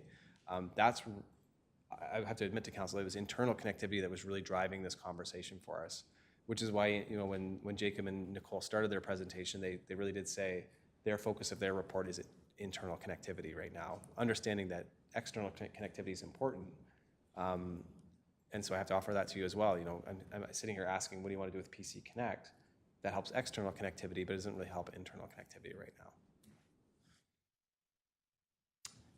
I guess the other question, I just want to make sure that you touched on it, but we need to make a decision about A, whether we set money aside, number one, we haven't determined that, but B, the future of PC Connect going forward, because that's going to come quick. Here we are, mid-June, and the question of, are we going to end it on December 31st and see what happens, or are we going to carry it on for a few months? And can you just highlight sort of what that means as well? Because that's something that we need to, if we don't necessarily have to decide it, we have to decide soon. Yeah, you have to decide soon, and it's completely unfair for me to ask you today, how much money are you putting in the budget next year, and are you continuing PC Connect? You don't have the information. But what I'm hearing out of this conversation is that $200,000 might be okay if we understood the value of it and it was providing people. We definitely don't want to contribute all of that to PC Connect next year, and perhaps Brent needs to bring back some options for council to say, here's what a reduced model of PC Connect would look like. To kind of maintain that external connectivity to our most important nodes, so people have it, and probably for those important things like appointments and employment during the day. I can give that to the city of Stratford. I can give that to the city of Stratford fairly easily, and they can come back, I hope, quickly with an idea what the hours of service would look like and the cost. But I would say we're probably having this conversation as the summertime goes through, and we, in fairness to the city and their budget process, they would like to know, I'd say by September-ish, what's happening with PC Connect. So this would be a conversation that we have to have quickly through the summer, it lines up well because we're gonna talk priorities in July, we're gonna talk pre-budget in August, and we're gonna talk pre-budget probably again in September. So through that process, I think we need to make a pre-budget decision about what we do with PC Connect. And then, in fairness to our riders, we need to make it in that time frame as well, so that we can then do all the appropriate communications proactively through all of our usual channels to say it's going to end, and you have to give people an appropriate amount of time to find other rides to St. Mary's if they're coming in for employment, especially. See, if I can, their interests are a little bit different than ours in this case, because they feel they have connectivity through Onyx and through Via and through, so PC Connect isn't as essential for them as it is for us. I don't know where it's going to go, but I certainly don't have a warm fuzzy that they're as committed to it as we might need to be. I think our interests are different here. It's just my take. Yeah, and really we are three. Between North Perth, Stratford, and St. Mary's, we all have a common interest that we all believe public transportation is important, and we're prepared to make an investment. But our individual nuanced needs are different. North Perth, it's 100% employment driven, and they're doing a great job at it. Stratford is internal to the community. They have public transit existing, and like you're right, they have other external connectivities where we're a little bit of both. Like we need more options for internal connectivity for our residents, but we also want to make sure our residents have the ability to get out as well as get into our community. Sorry, Councilor Lynn, did you have that? Thank you, Worship. I'm really struggling with committing $200,000 today, even though the thought is good.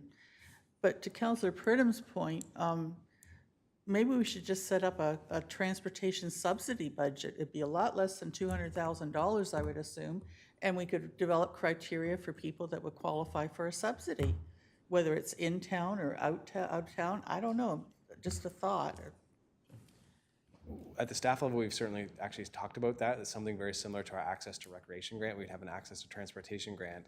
The second kind of puzzle piece to that issue is then there has to be something for them to access. And that's our problem now too, is people are finding it difficult to afford transportation, but we also just don't have transportation, right? If it's a taxi back and forth to Stratford is $80. Yep. You pay 50% of that or whatever. It's still cheaper than $200,000, right? For the people that would need it. Well, we don't know that. Yeah, as I say, we don't know that. We don't know that actually. yet, yeah. Because I'd say right now, if you're talking about 2,500, 5,000 rides at, $200,000, you're subsidizing at $40 a ride right now. Which is not uncommon. Yeah. Councillor Edney? Thank you, Your Worship. Just for clarity around calendar years, we've thrown two different dates around. Our $200,000 in this year's budget, does it take us to January 31st or does it take us to March 31st? So the budget that we're going to be looking at, that's my question. It takes you to December 31st. Yeah. So of the 200,000 that we're considering, part of it still needs to support up to March 31st, which we've committed to. Well, we've committed up until December 31st. Oh, okay. Yeah, so our provincial funding ended this past March 31st, and now we are fully paying for PC Connect. And again, our opportunity, we always hope that we might be able to get the new OTIF, so Ontario Transportation Infrastructure Funding grant, but they're very firm on only funding new services.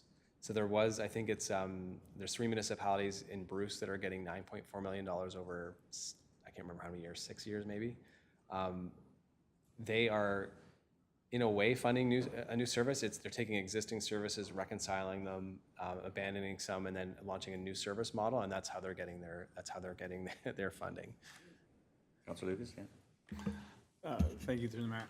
Yeah, this is where my head is going as soon as you said that. It's like PC Connect is now providing a service, but if we were able to partnership with Stratford and create a new service from Stratford to St. Mary's using that becomes essentially a new service. So that's kind of where my head is at on that. I'm okay at this point. We need some allocation. I'm like Councillor Craigmile. I think we need some allocation in the budget. Whether that commits us to PC Connect, I'm not sure. My fear is if December 31st, we shut off PC Connect, and then by some stroke of luck next fall, we have something worked out with Stratford to provide that service, we're starting from ground zero. So if there's no continuity through that service, the years we've tried to gain that ridership, I feel would just, you'd be starting over again. So I like the idea of maybe paring back that service, but still providing that, based on ridership or something like that. Yeah. Councillor Ward, yeah? Thanks, Your Worship. So I guess I agree actually with Councillor Lucas and what he's just said there. I guess my take is I need to see some options on a pared down version of this service, whether it's you cut the Saturdays, you cut some routes, I'm not sure, but I think continuity, because obviously based on the way that this conversation is going, we're gonna pursue public transportation in the future somehow. So I do think continuity of that service will be important to keep it going and to actually keep it lively. So that is my opinion. I need some options. Councillor Pridham? I too would keep the 200 in the budget. I'm not necessarily convinced that PC Connect is the way that it will end up being, or hopefully there's an alternative with Stratford Transit to make a more reliable service. Maybe we get more for less. But yeah, that needs to be explored, and time is of the essence. Councillor Craigmile? Yeah, I'm just going to stress that I'm good with the budget, but 100% will come down to me in the end, that internal needs to be looked after before external. Okay. Okay. Anything further from council? Brent, is that enough direction for? Yeah, honestly, I was just hoping you would just kind of extend in a similar fashion you did with Dylan, extend your workshop, do some brainstorming, and I have nothing no concrete decision here for you. I just need to get a sense of where council is going so I can go communicate back to Stratford. So I guess the other thing that, and, you know, not that we want to, you know, burden staff, but it may be worthwhile having a conversation with the existing taxi service to see what their future plans are as well. I mean, it came up a couple times, but we didn't specifically say that. But, you know, we've talked about this at the council level before, if there was some chance to allay Councillor Craigmile's concerns of a partnership or something with expanded service or whatever. And I know you did a significant amount of work with someone, and insurance is always the burden, it seems, right? So I just don't know how stable this business is or what the plans are, or whether there's future expansions, whether even to Councillor Craigmile's point, because I know he's a regular out there, Tuesdays to a grocery store or something like that, you know. I know because my wife's in the club now, she met him out there, but you know, no, that type of thing, certain targeted things may not cost a lot of money if we had service, to his point, with regards to specific days or specific times, so many hours a week, you know, maybe through research, 10 hours a week or 20 hours a week or something like that could, you know, if you're talking, you know, 20 hours a week, you know, I'm just doing rough math, you know, 50 weeks a year, blah, blah, blah, you know, doing the math, you know what I mean? You know, 10, 20, $30,000, you know, we might be able to work out a program like that as a subsidy as opposed to a certain percentage. Like, I think it's important that we have those conversations with existing services, and then we can look at the other ones. And I don't think that, I know you've spent a lot of time on that already with certain providers, but I think we want to keep that in the focus, and that really didn't come up much today, you know. Councillor Lucas? Yeah. 100% agree. I think anything, whether it's Stratford Transit, whether it's our existing cab, any infrastructure that's already in place to leverage that is critical, I think, for our dollars and cents to go as far as it can.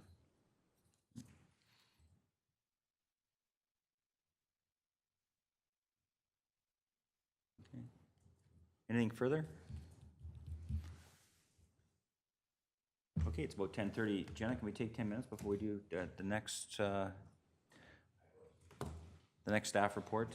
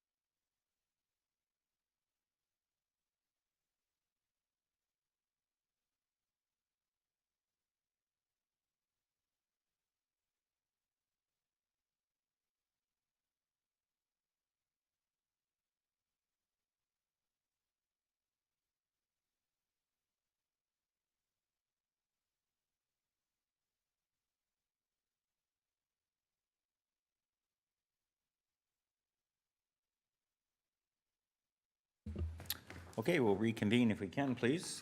We have Mr. Kelly and Mr. Blake with us this morning to talk about developing a policy related to water leaks. Mr. Blake, please.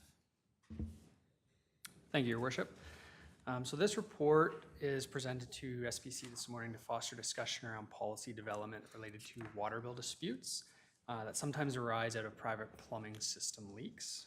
Through discussion this morning, staff is seeking input and feedback to support a framework for a policy that will be considered by council at a later date. The purpose of any future policy is to put structure around how the town deals with water bill disputes, and will allow staff to navigate those requests for consideration in the future. So we do have a PowerPoint presentation this morning, and then most of the speaking notes are on the slide below, and just provides some information for council or the committee to consider as we kind of navigate these topics. And we'll look at key areas for the policy as well as why a policy may or may not be beneficial, or some aspects of a policy may not be desired.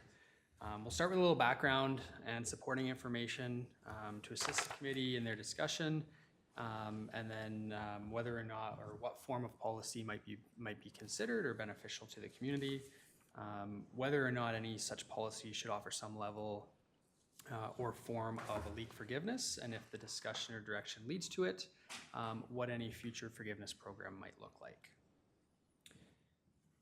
So just some background information.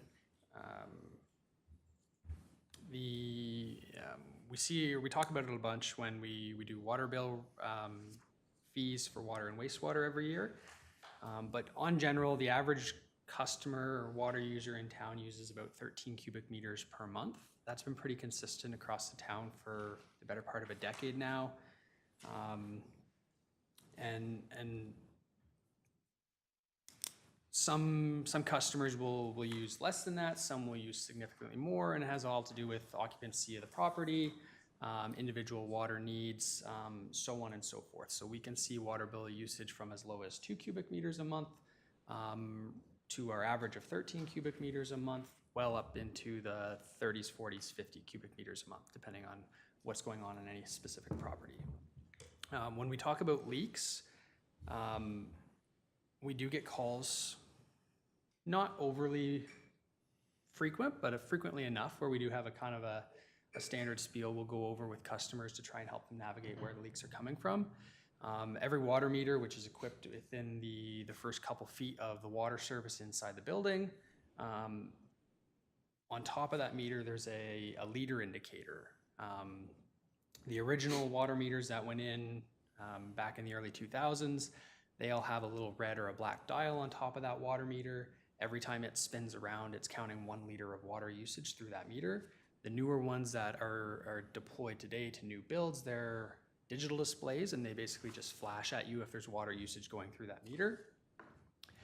So when customers call in with unknown water usage or potential leaks, we kind of, our first point of information we direct them to is to go look at the water meter, and if they have no water usage going on in the house or the property, to look at that dial or that indicator, and then that'll tell them whether or not they have something that's using water within the meter or within the house, because that dial or indicator will only go off if water's passing through the water meter.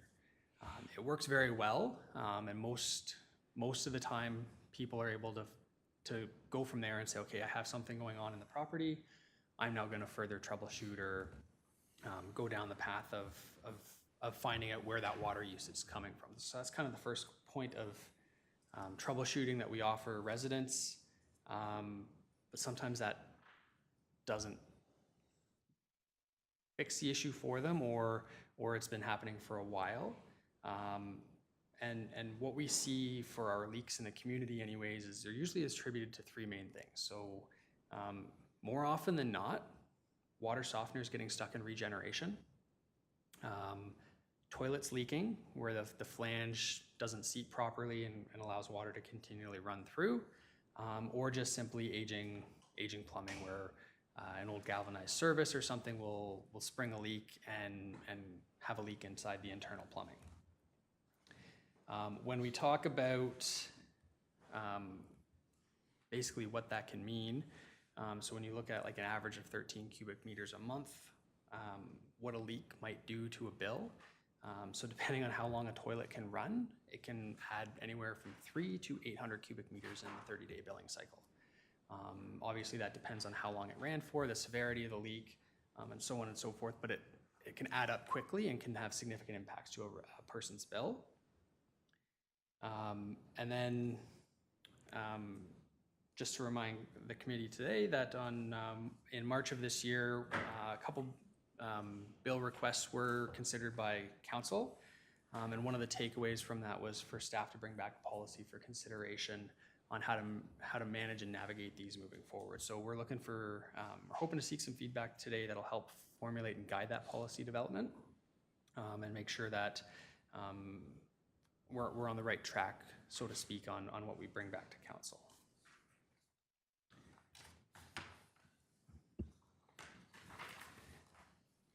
So as we work through today, there's a bunch of different things that we'll look to consider or get some feedback on. But based on the previous discussions from council and some of the decisions, staff felt that there was a sentiment to have some form of policy in place to manage and address bill disputes as they arise. And the question really is, what should that policy look like? And as we move through today, we'll be seeking direction related to some of those key policy considerations. While council directed staff to report back on water bill dispute policy, what we did is we started researching what other municipalities were doing around the province or the area, and found that a lot of municipalities will offer some level of a leak forgiveness program as a means to navigate those high water bills. So given the recent discussions and decisions from council, such a program may address water bill disputes within the town, should that be desired, and what that program might look like within the community of St. Mary's. So kind of our first question today for the committee is as part of a water bill dispute policy or policy related to water bills, is there a sentiment that a leak forgiveness program in some form or fashion would be beneficial to address these? And if yes, there's a couple ways that we could fund this, but it could either be funded by an annual budget allocation to be funded through the existing water reserves, or through almost like an insurance fee collected on water bills, where every bill or customer pays into it.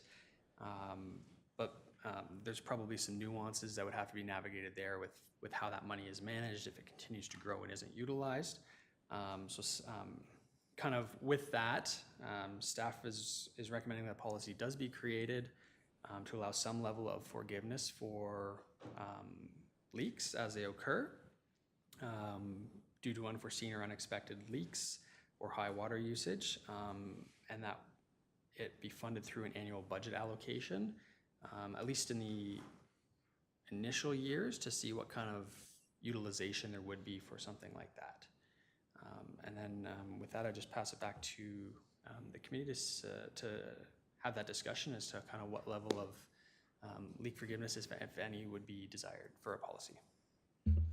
Okay, thank you. So maybe first we should get a sense of whether we should have a policy or not, because I think that's the key. So that there was a thing, but if there's a sense that everyone's on the same page about having a policy, then we could go forward with designing the policy. But I want to see where everyone's at first about whether we should have a policy. Councilor Luna? Thank you, Worship. I agree, we should have a policy, but I just want a clarification on that last slide, that create a policy and fund through added water bill charge. You talking about a town-wide added charge to everybody's bill to fund this? Is that what that means? Yeah, through worship to Councilor Luna. So the theory or the concept there is basically it's an insurance fee. So whether you add like 25 cents or $1 onto every bill or every customer, that goes into a leak forgiveness fund. There'd have to be some research done into how that fund would be managed. That was kind of the concept. It would be a small fee or insurance fee put on everyone's bill. Everyone pays into it, and then if they have a leak that would qualify, then the fund is there and grows along with the community that is able to fund that. Councillor Alward?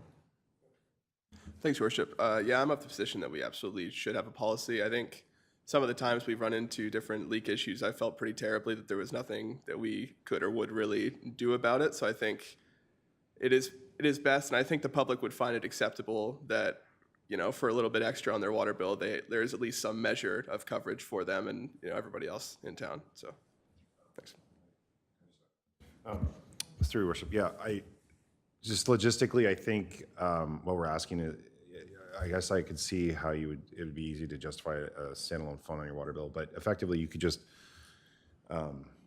allocate a section of the water budget for leak forgiveness, and it would just be in part of the blended water rate, and effectively, if I'm paying for cubic meter, it's gonna cover that expense. Because anything coming out of you pay your expenses, and then we have a transfer reserve at the end, so effectively, it's just, we'd be creating another reserve fund, so I think logistically for the bean counters at the MOC, if we told them that we're just gonna create another allocation, it'd be a lot easier to just keep it inside the water budget, and then we'll just monitor it internally, instead of a separate charge, but it would be blended into your water rate, would be probably, you know, it'd be cents or whatever into that cubic meter charge at the end of the year.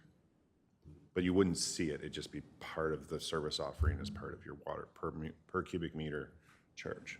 Yes. Yeah, I mean, my experience is the public thinks that there is a forgiveness program, really, because I think in past cases, you know, sometimes things happen, sometimes, I mean, my position is always, well, you know, I get the call, you know, waive my water bill, well, it doesn't work that way, you gotta write a letter to council, blah, blah, blah, and so because there is I know, you know, many years ago, there was, you know, lots of times it did occur, so the people I've run into think that we have something already, and we really don't. Comments, thoughts? Councilor Luna? You said multiple water leaks per year, but do you have a number, like in the past 5 years, how many there have been, or just to get an idea? Not officially. I know a lot, like people will call into Festival Hydro, who provides our billing for us, and they'll make an initial inquiry. Festival Hydro will basically, they've been doing this for a decade for us, so they kind of have a script that they deal with when customers call in. So sometimes that filters people out. Other times they basically escalate that into myself or Jed or council, where we become aware of those leaks. But offhand, I would say maybe a dozen come to my desk in a year. But realistically, there's probably a multitude or a magnifier on top of that occur within the community that we don't hear about because they'll deal with or manage on their own. I want to add that. So I will say, I might date myself here, but back before we partnered with Festival Hydro, we used to do bi-monthly billing. So I'd say we probably had a leak complaint on every billing cycle because whatever was leaking for 60 days. So the monthly billing has really cut it down because you see it sooner. So a lot of times, yeah, it's an inconvenience, but it might have been $100 extra for that toilet. I got to go looking. So I definitely, that has something, that did kind of curtail, I would say it reduced the amount of complaints that came through, as long as we can maintain that monthly billing cycle. And the only way we were able to do that was to partner with Festival Hydro that has the economy of scale for the meter reading. But it has reduced it. But yeah, back then I would say we had 6 bills a year. It'd be 6 times a year. We'd have somebody that would get flagged. So. Councilor Luna, yeah. Thank you, Worship. So the sense is that we're not opening a floodgate here, that we're going to get, because we have this forgiveness policy, all these people that have dealt with it on their own are not going to be coming to our door and asking for subsidy or for forgiveness. I don't know if you know that or how we could know that. Yeah, so we might be just getting ahead of the conversation there. So some of the slides that'll come or the discussion points are some of the metrics that would follow a program that would not necessarily exclude, but maybe reduce some of those nuisance calls that, I had $10 extra on my water bill this month, I want a rebate or a credit back for it. We'd be looking for some framework around a policy that would address those large unexpected leaks and not necessarily the nuisance leaks or the extra exterior water usage that goes on within the community. Councilor Lucas? Thank you, through the Mayor. I guess that when I look at this, it's essentially we're trying to create a policy so that it doesn't come to council every time. So we could go back the last 4 years, see what council has approved for leak forgiveness, and there's your number. You know what I mean, for an aggregate, but to me, it's not, from what I understood here, it's not changing the parameters on which you guys would advise us to say yay or nay as far as our approval. You're just looking to put it more into a policy so that it's more black and white and a little less gray around the table. Sure, so I think we would just, I think effectively as we go through the slides, we're just looking for a straw vote to assign some thresholds. So, you know, an example that, you know, what kind of percentages is it 100%? You know, does it apply to commercial properties? Is it just residential? Is there philanthropic purposes, that sort of thing? So like, I think it's just, we go through, just kind of looking for a straw vote, and then we'll come back with something. Councilor Craig Mile? Thank you, Worship. I think what I heard Dave say is he might get 12 inquiries a month or something like that. Or 12 inquiries a year, maybe he said. But if I look over the last 5 years, that's 5 times 12 is 60. And I think we might have, over the last 5 years, had 3 come to council and 1 was approved for extra. So although I am in a favor of some sort of, I'm just not sure if we're, is it just as easy just to let them come to council when it's, and, you know, if it's, or put those parameters in. I mean, if it's 10 or 15% above your normal bill, but if it's over a couple months, and, you know, I'm struggling a lot with this because my first thought was I was all in favor of it, but I'm not convinced now because we might have, it might be a lot for the homeowners that look after those things that, because it might be a lot more than 25 cents if you had, you know, a dozen a year at $500 a piece. You know what I'm saying?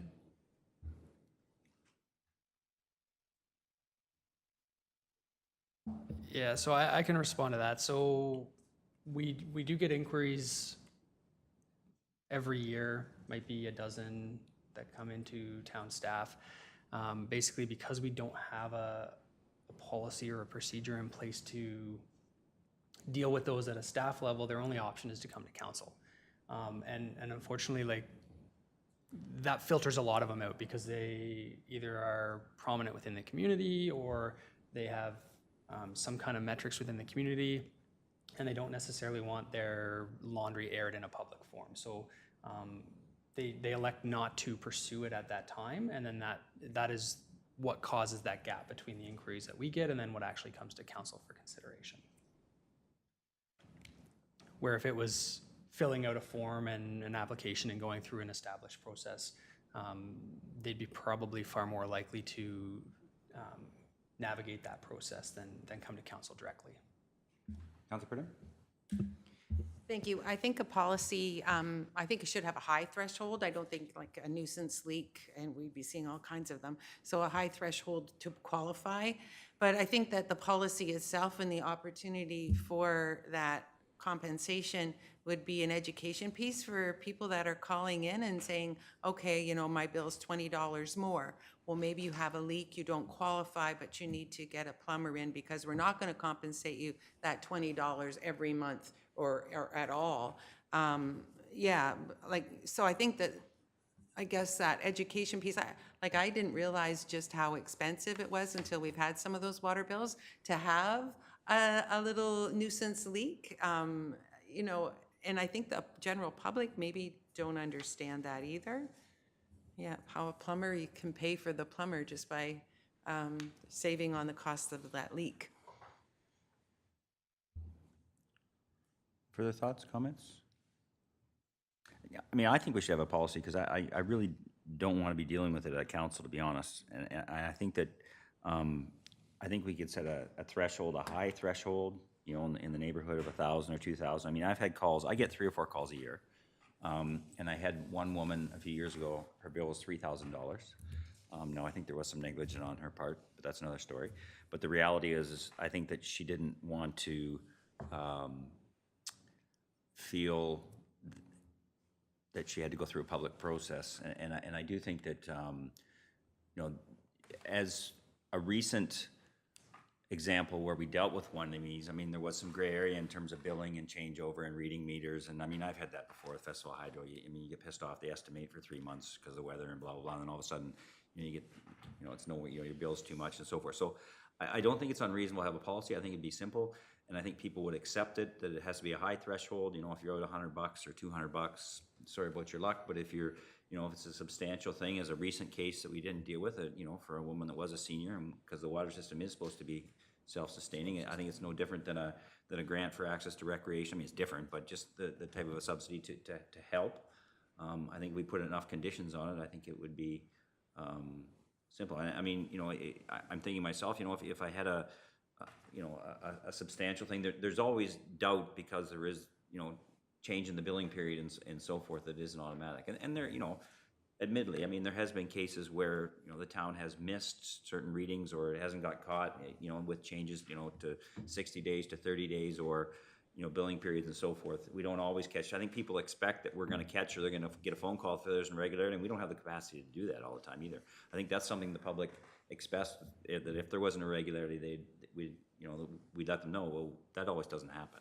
So I think that if we set a policy and we set a decent size threshold, and then, you know, then the answer could be, well, if you don't like the policy, then you have to come to council. So they'd either suck it up or whatever. And I'm open, whether it's $500 or 50% of your bill or something like that. That's something you have to rely on staff for advice. But I do think that I don't want to be dealing with these at council because I don't think it's fair. I don't think we can be fair to one person and, you know, all the way. I mean, the circumstances are so wild and so different. I don't think we can always be fair. Mr. Kelly, yeah. Sorry, just to add to that conversation. So I totally agree with beyond a certain threshold. But under a certain threshold, we can specify to Festival Hydro Board billing schedule, like interest-free loans. So say it was an extra $200 or something. We can say, well, you split that over a year or 24 months, like it's our billing, and that might be the, you know, they're still going to pay 100% of the cost. It's just, that might be the alternative.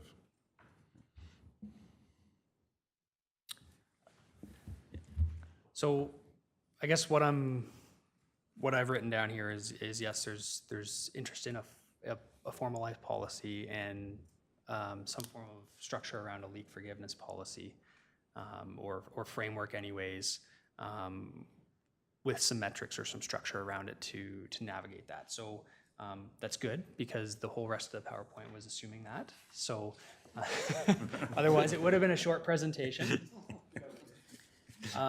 So with that, we can kind of walk through which will hopefully answer some of the other questions that were coming up around the table about what it would look like, how it would be structured, the framework, so on and so forth. So as we kind of looked into this program or the option for a leak forgiveness program, and there was really, what we found is there was 4 standard metrics for eligibility that were consistent across any municipal program. They were that the leak had to occurred within a set period of time prior to the request, and generally it was set at 60 days, and that prevents requests from coming in 2 years or for a leak that occurred 2 years ago, where I just reviewed my water bill and I saw I might have had a leak and I want to look for forgiveness. So it puts some structure around that. A decrease in water usage after the leak was repaired has to be evident. So you have to be able to prove you had a leak and that a repair was done and that it resolved the issue in order to be eligible. The application form has to be filled out, and supporting documents have to be accompanying the application form, whether it be photos, receipts for material from a hardware store, a local or a plumbing invoice from a contractor, so on and so forth. That would say, yes, a leak occurred and we rectified the situation to prevent a future occurrence. Those are the 4 general basic or base eligibility requirements for any program that we've researched to date. Does the committee see any issues with structuring a program around those 4 metrics as a starting point? Councilor Luna? Thank you, Worship. I think the supporting documents is really important because that eliminates the person that has 10 family members come and stay for a month. You know, their water usage is going to go up, so that the supporting documents is really important too. They're all important, but I like the supporting documents part of it. Councilor Pridham? I feel that 60 days is a relatively short period of time, and that 90 days would be more appropriate, because by the time you get your water bill and maybe the second water bill before you realize, my gosh, there's a consistent problem here, and then you call the plumber and then they are available to come and get the work done and submit the forms, it seems like a lot to do in 60 days when you may not even be aware until after the first 30, 45 days have gone by. Councilor Reddy? Thank you, Your Worship. To the same point, I think what you mean in the first one is we won't address retroactive. And so rather than the 60 days, because I'm in total agreement because I've experienced this 3 or 4 times in my life, sometimes you're at 58 days before you get kind of wind of it. So I think what you want is it has to be a current occurrence. I just think that that's kind of an odd way to word this here. But so we won't address retroactive. Does that make sense? Yeah, so we'll look at the exact wording, but and massage the wording around any of that as a policy eligibility criteria for sure. But I'm hearing kind of like not retroactive, but just maybe a longer time frame prior to let people pick up on those leaks that may be slow building, so to speak. So we'll look at that, yes. Councilor Pridham? It could even be, 60 or 90 days after the repair, because you have the water bills to show, and then they've got the work done, they filled out the application, and now they can get their funds. Councilor Luna? Or you could say 2 or 3 billing cycles or something like that to show a comparison, something like that.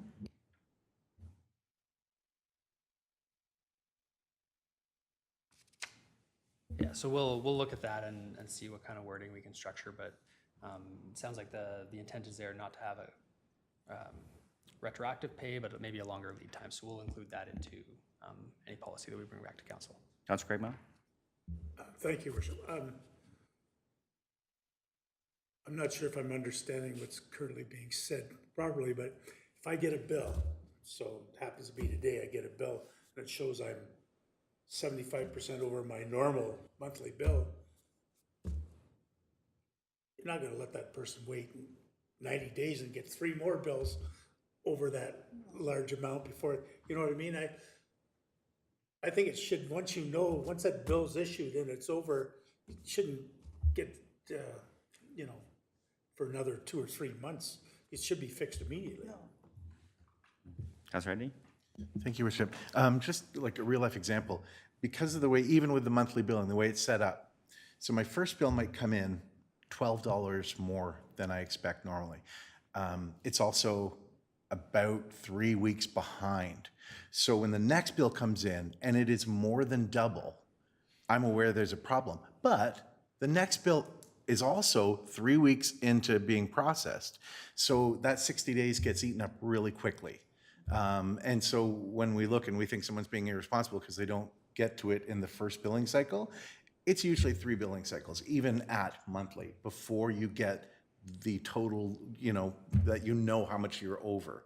So that's all I'm saying, is that I think we got to extend a little past 60 days. Councilor Luna?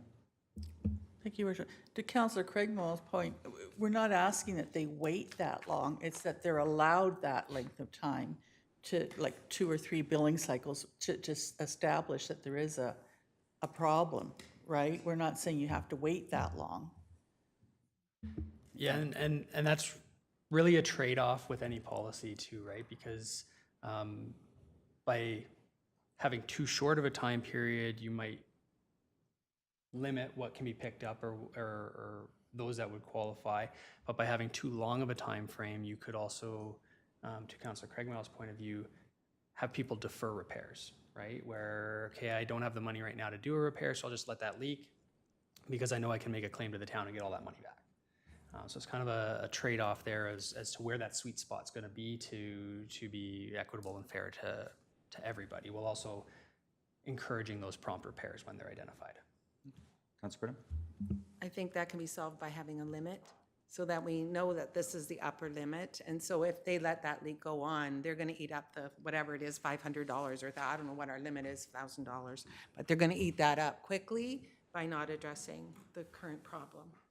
And that's exactly what Yeah. I was getting out of there, is that length of time is just bumping up the limit.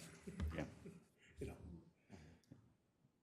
Now, I might wait those 3 months with the pool and watch my water bill go up over 3 months and then go back.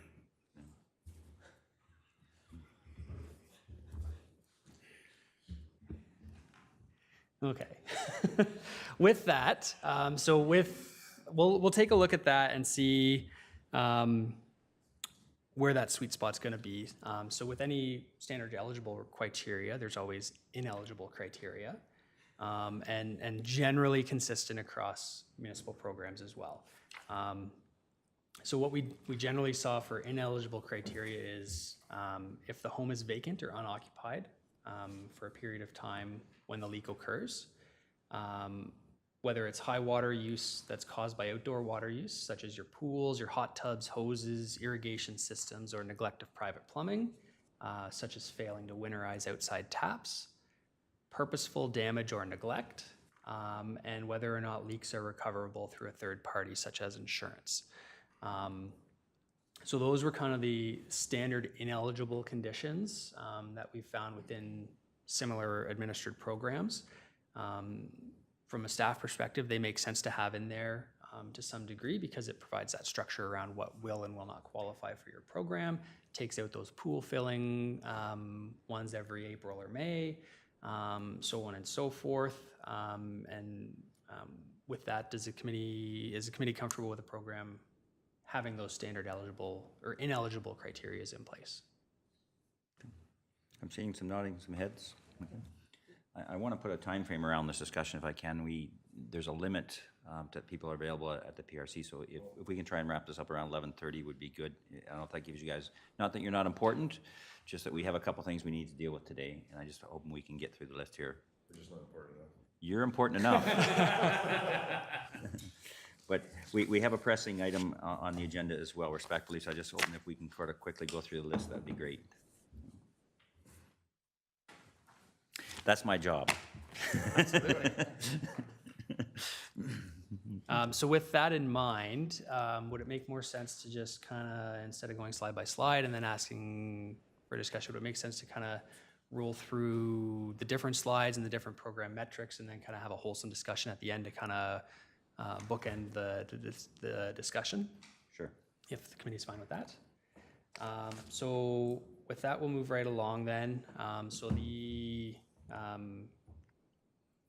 the remainder of the slides and the discussion kind of fall around your discretionary metrics around any such program. With that, the first one was kind of, we've already touched on it a little bit, was your budget. It's a straightforward one that likely doesn't have a straightforward answer, but what would a budget consideration be for this? And it doesn't have to be set today. It's just something to be mindful of. We've kind of had to talk about what number of inquiries we get a year or how many come to council. Some of them might be $100, some of them might be $2,000. So we've kind of put some options up there at $15,000, $25,000, no limit or an insurance fee. And that's just kind of a baseline starter to consider, and really would be something that could be formalized or determined when fees are considered later this year for the water and the wastewater stuff. So this is kind of just keep in the back of the mind about what kind of budget would be feasible or desired for any such program. And then really the next question we had there is what properties would qualify? Is the committee looking for a policy that applies to all properties? I think you're gonna be longer if you do it this way and go through all and ask for discussion and come back. Yep. If the PRC staff aren't available after, I can speak to the report very easily. Like, Okay. I think you do need to get through, Dave, I think you need to answer slide by slide just to make it easier for council. Otherwise, we're gonna jump all over the place. And I think your conversation will go longer. So like, go back to that last slide. This is a very important slide to get some direction on, is are we setting a budget or are we insuring it? And then to what level? And then the next one. I think you need to give direction slide by slide, unfortunately. This is kind of our classic SPC approach where we're trying to get the framework from a policy. And I think if we're coming back and council says, can you go back to that slide, this slide, you're actually going to take longer. Councilor Pridham? As far as the insurance fee fund goes, when we build a fund, and that fund is collecting money but not being used, can that money come back out of that fund for a different purpose? So that's one of the questions that we would have to determine. If you're collecting for a fee for a certain thing, it most likely has to be applied to that certain thing. So if you're collecting in budget for water leak forgiveness insurance, then it's really applied to that. Whereas if you're funding leak allocations out of a general budget, it's a lot easier to administer, and it's just coming out of a general reserve at that point.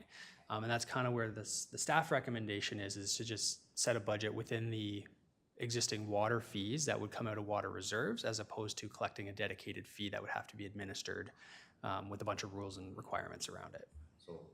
What I've heard from staff already is you don't want to go down that path. You'd prefer to add it in the budget, right? Yeah. Just, so 3 years, effectively, you have a light year, the extra money just goes in general water reserve to offset future capital. It's just, Any thoughts on the amount, Councilor Luna? Thank you, Your Worship. Just a question. Have we established, what's the word, when this kicks in, how much above normal we haven't established that? Because I think it should be a percentage rather than a dollar amount, because everybody's water bill is different. So to be fair, it should be 50% over your normal or something like that. But we haven't established that yet, right? Oh, we're getting to that. Okay, I thought we'd already passed that. Thanks, Your Worship.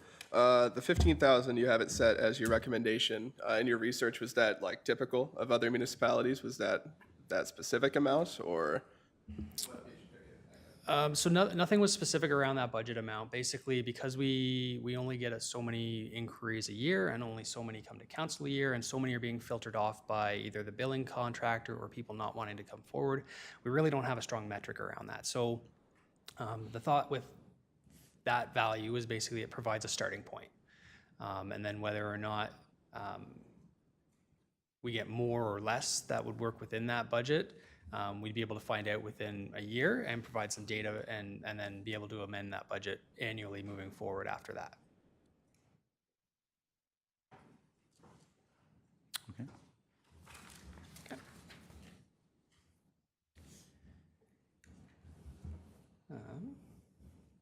So if there's no more questions on the budget one, we'll just move into the property one. So I kind of touched on it there briefly, but basically is the program open to every property class in the community, or do we want to put some restrictions on it? Some of what we've seen in our research to date is there are restrictions on it, and most of them restrict right down to single-family residential. And there's a couple of reasons for that and some logic behind it. So your IC&I properties generally have people in the buildings monitoring plumbing. There's maintenance staff on site that it's their job to make sure those systems are maintained and functioning properly. So that's kind of the logic behind the IC&I ones. Rental properties, they're up on the list. A lot of them are excluded because they're basically a for-profit entity. So people have rental properties, it's generating income, and they're excluded, and most programs exclude rental properties because of that aspect, is because it's generating income as a business or income for that person, where there's an inherent need for them to be monitoring that system as a business, so to speak. So whether or not rental properties want to be considered in any program is up for discussion, as well as whether or not places of worship and not-for-profit. So it's kind of a mixed bag for what we've seen for places of worship and not-for-profit, where some places will exclude them, or some programs will exclude them. Other programs will include them with different restrictions on it, where they'll have basically a cap for not-for-profit or places of worship. That's a little bit different than what you would get for a single family or a standard residential property. So with that, I'd turn it back to the committee to whether there's any questions on what you'd like to see property-wise included in any program. Councilor Luna? Thank you, Worship. With a rental property, it's the rentor that pays the bill. So I don't understand eliminating them because they're not part of the for-profit aspect of it. So it's, from our experience, is sometimes that's the case and sometimes it's not. So if a rentor is paying utility bills, then they will have the water bill come to their name.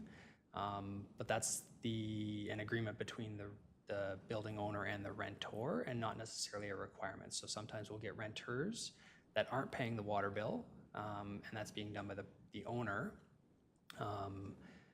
Whereas the other way, you can have, like, it can go both ways, right? Because you can have a renter that can be like, I have an issue with my toilet, it's leaking all the time and it's causing me more money, but then the landlord isn't gonna repair it, where then they're on the hook for the bill if they're paying for it. But then the other side of that is you can have a landlord that is paying the water bill and a renter that's abusing the plumbing and driving up the water usage, or not letting them know that there's an issue too, right? So the renter property one is kind of a unique one because it can impact both sides of the equation.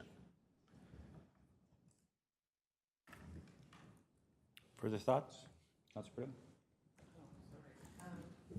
Purdom? Multi-residential, what are you suggesting is multi-residential? You're not suggesting that's rental properties? Are you? Multi-res would be like your six plus units. So it's a rental. Yeah, so it'd be like your larger rentals. And any policy that we come back with would have definitions in there of what each property class is, so it'd be very clearly defined and delineated. So instead of saying single family, you could really just say anybody that, because single family isn't a semi. Single family isn't a townhouse. Yeah. A single family is one house on one lot. So you need to expand single family, but exclude Yeah. the rentals. Councilor Lucas? Yeah, I just want to circle back on that rental as a housing provider myself. I'm thinking of tenants that are individually metered, and a $400 water bill to them would be a hit. You know what I mean? It's no different than a homeowner coming in. So I'm the other ones I'm fine with not including, but a residential single family for sure. But as I look at somebody that's renting a property is maybe not in a position to come up with a $500 bill. So I get both sides of that argument. I just think we have to hopefully err on the side of good housing providers as opposed to neglectful ones. Councilor Purdom? I was struggling with that too, because I realize some tenants do pay and get the bill, but you can't just say blanket, anyone that's receiving the water bill is responsible for, because some are multi-res receiving water bills and some are rentals and not receiving a water bill. I don't know how to define between them. It's tricky. Was there a staff recommendation on this one?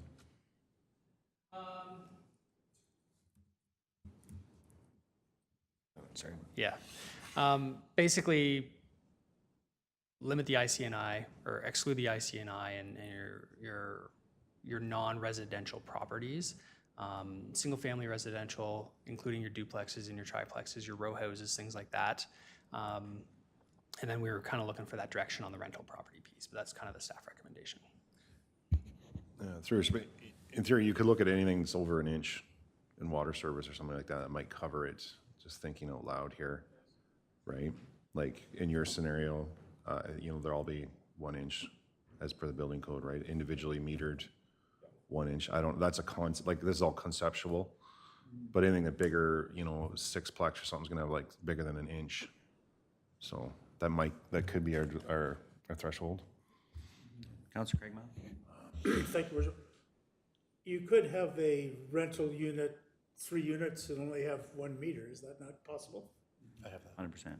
So now what do? You know, I think maybe it's as easy as it has to be individually metered.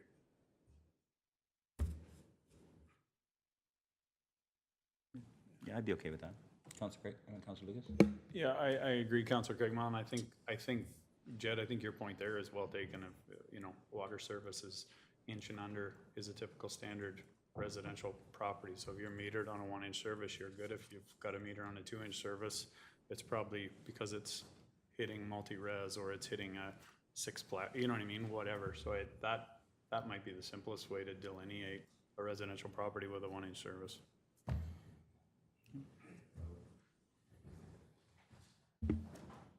Okay, so I'm hearing basically your residentials and rentals with some structure around rental properties to effectively manage those ones. Which then leads to our next question is how often should someone be able to access this program? And this one's probably not a straightforward, simple answer. And widely varies across programs that we've looked at. So whether it's they can access it once a year, once every 2 years, once every 5 years, 1 time per property, or kind of any other variation there, and it's all over the map as to what different programs will do. So some are very, very straightforward, where it is you can do this once, we will give you a rebate or a credit on your bill 1 time, and that is the end of it. Others are 1 time per property, where I unfortunately sustain a leak at my house and I get a credit, and then I move, and within the first 3 months, unfortunately have another leak at my new residence. Is that just bad luck, or would, because you moved and relocated residences, that you'd be able to access that program again? So is it one and done per property, or is it something that you can access after a certain time period has lapsed again, 2 years, 5 years, some other yearly metric? Okay, thoughts? Councilor Pridham? I think it matters on the limit, because if it's a $500 limit, then you're more, you know, able to allow them to apply more than once, you know, say once every 2 years. But if it's you know, full cost or recovery is really high, then you don't want them coming back again and again. So I think that other question is important to answer. Okay. Further thoughts? I like once every 5 years per property myself, just because this is a bonus. You know, people expect it, but you know, you did something once for someone. I don't know. Councilor Craigmile? Sure, I'm happy with once every 5 years, because I think if it does happen to you, you've got 3 toilets, you should be checking them all when you know? Councilor Luna? But is that once every 5 years per property, or per person the bill is in the name of? I said There's a difference. I said per property, but Per was what property, I was okay. thinking, but I don't know. I don't know, Councilor Craigmile, yeah. What was I thought? Someone could change hands, like it could be a new owner.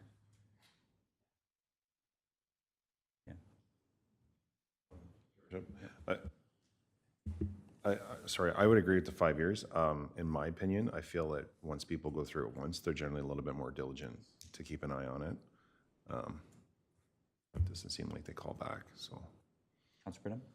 I think in the person's name, because they've received the education, they've received the benefit, but the new person that may be in that property, new tenant, whatever, wouldn't be aware. Yeah, I'd be fine with that.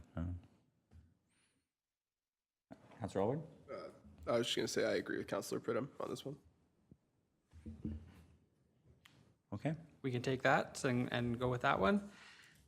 Which then our next question we had was, we've kind of touched on this one already, but who's responsible for identifying leaks? And this was, the reason we're looking for some framework or some direction on this one is it was a big topic when we had those discussions back in March about whether it's the homeowner who has a responsibility to look at their bill and monitor their usage. Is it the bill provider having some kind of notice protocol, whether it's email, letters, phone calls, or is it the town that wants to take a more involved, proactive approach to identifying and flagging those leaks? Or does the bill provider in the town maintain that courtesy approach where we will continually provide those notices based on bill metrics, but it's courtesy only and it's up to the homeowner to say, yes, I have a leak, I have something going on here. And really it circles back to that timeline for eligibility. Because if you have someone that isn't monitoring their bills, and if we set a 60 or 90-day period for identifying those leaks and having it being an eligibility criteria, and they come back after 5 months and be like, I wasn't paying attention, I had a leak, and it was my toilet and it leaked really badly, and then it resat or reseated properly and kind of went away for a bit, but I want to make a claim now. Who's really responsible for identifying those? So the staff recommendation on this one would be that the responsibility lies with the homeowner. We can continue to provide those courtesy notifications, and part of our discussions with Festival Hydro was we can really amend those metrics on their billing program to be town specific. So if the committee recalls, accounts get flagged at 40 cubic meters, that's a number that's in there. We can amend that down or up. And there's some ability within their program to kind of do that, so we can continue to maintain that courtesy approach, but we think it should still lie with the homeowner that has to have that responsibility to identify. Councilor Luna? Thank you, Worship. I agree, it should be, but I would change homeowner to person whose name is on the bill. Any thoughts on that? Everyone okay with that? Okay.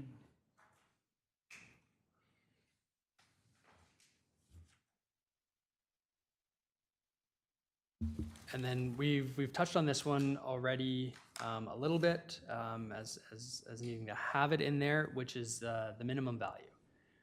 So what qualifies, what's the minimum threshold? And kind of the feedback around the table I've taken today is there has to be something, but what that looks like can be a number of things. It can be a dollar value, so it could be like $100 bill or $100 over your typical. It could be $250 over your typical, or it could be a multiplier of your bill, so 2 times normal usage, 5 times normal usage, or there could be no threshold. But from what I've kind of gathered this morning is there's a desire to have a threshold value there to eliminate those nuisance $5 leaks, or your pool fillers, or so on and so forth, where it's dealing with those really large, unexpected bills that are really burdensome to the account holder.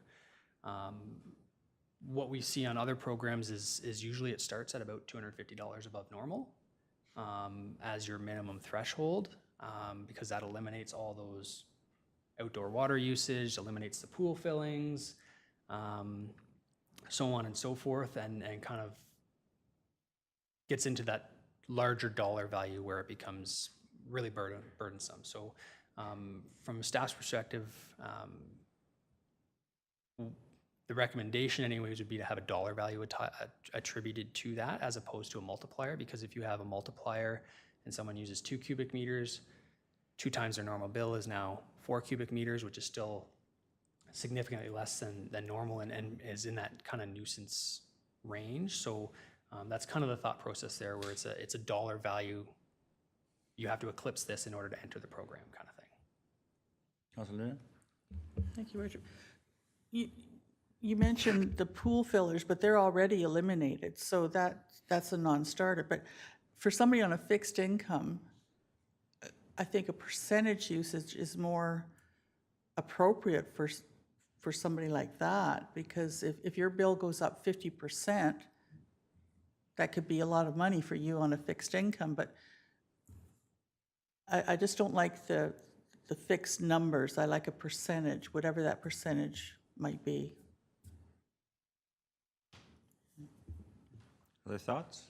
Councilor Lucas?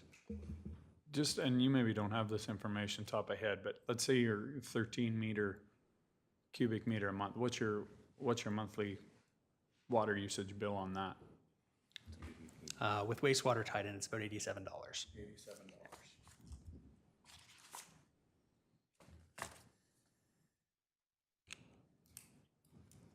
And Councilor Luna says just it's a percentage as opposed to a fixed number. Thoughts? Councilor Edney? Thank you, Worship. If I'm a couple living in a house and my son gets a divorce and he moves in, I should expect my water bill to be up 50%. I think that's too simple. I think 50%, I know where you're coming from. Sorry, didn't speak directly, but I think it's got to be, what I liked about the minimum bill of $250 is that it is so you're saying minimum bill of $250, not $250 above the $87 that would be average. Looking at the 2 times normal usage, 5 times normal, it's hard to cut that off, and I don't know that we can necessarily think of the impact per person when we're making a policy like this. We just have to have a straight up number, and I think it's got to exceed 100%. It's got to exceed 2 times the normal bill, at least. So minimum bill of $250 kind of feels $250 above what it would normally be. So 3 times, and I don't know how to phrase that properly, but I think if we go into 50%, if I have 2 house guests for a month, I expect it to go up. Councilor Luna?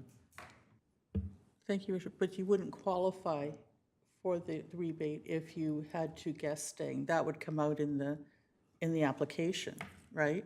You would weed that out. Well, you'd have to show a plumber's bill that you fixed a leak somehow or something. You'd have to have, that's why I like that proof, show of proof, documentation part of it. Because you can't just say, well, my son moved in and now my bill's $250 more, which it probably would be, but you have to have proof, right? So that would be weeded out. I don't know if this assists the conversation, but like we can certainly, as Dave has mentioned, we can specify parameters for Festival Hydro. So we can say, anything under this amount, you can offer them a payment plan of so many months at interest free. I don't know if that helps, if, just for that 1 month shot or something. So, $80 over a 24 month, turns into a nominal amount, right? So say you had an $85 bill and it went to 160, you take that, right? So say they wouldn't qualify for the leak forgiveness, but you could say, well, we can offer you a payment plan for that. Like we're talking about, we're actually like crediting their amount when we're talking about leak forgiveness, we're crediting their account money back in. Whereas if it was under a certain threshold, say I had it wouldn't qualify for the program, but say my bill was up $60 and I couldn't make that, we can say to Festival Hydro, we can say, well, we accept payment plans up to this much term.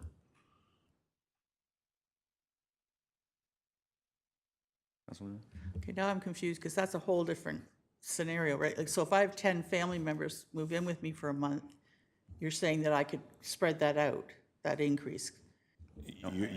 Sorry, you could just have a month where I can't make the payments because I had to fix my car, and you'd say, I need a little bit of extra help here, and then Festival Hydro billing could work out a payment plan for your account to bring it into current. But that's not this leak, that's not part of this policy. This policy is, we're actually crediting their account money back in. Yeah, but you wouldn't qualify. You wouldn't qualify if you had a son move in with you. Correct. Correct. But I'm just saying, for those smaller amounts where you're having a bad month, we could offer them payment arrangements. Okay, I don't know if we have a consensus, Councilor Pridham. I'm going for the 250, and that's the total bill, minimum bill of 250. It's not minimum It's not plus another $87, right? Because that would be 1.5, almost 2 times the bill anyway. 3 times. Yeah. Is that a realistic scenario, 3 times bill? Is that why? Yeah. Okay. Councilor Elwood? I was just gonna say I'm cool with the 250 as well. Okay. Councilor Edney? Thank you, Worship. I just want to make everything more difficult.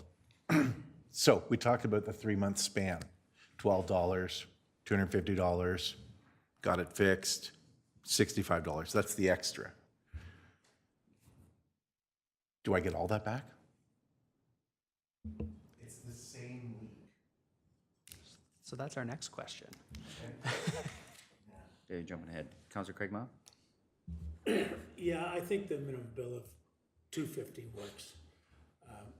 I don't want to have you to get 30 of these requests every month and have to hire somebody to manage it. Okay. Councilor Lucas? Yeah, I agree with Councillor Craig Mile. I think we gotta push it up. These are extraordinary leaks that we're dealing with. We're not dealing with small amounts. These are extraordinary. So I would say a minimum bill of $250, maybe more, but I'm okay with $250. Okay. And to Councilor Edney's point with regards to a maximum threshold, is there a staff recommendation for that? Yeah, so we'll jump ahead a slide actually where we looked at the maximum threshold on there. So there's a number of options. And it again differs based on each municipality and the different programs. Put some numbers up there for consideration. They're just numbers that we've thrown on there. So $250 maximum credit that you would give back, $500 maximum credit, $1,000, $2,500, no maximum allowance.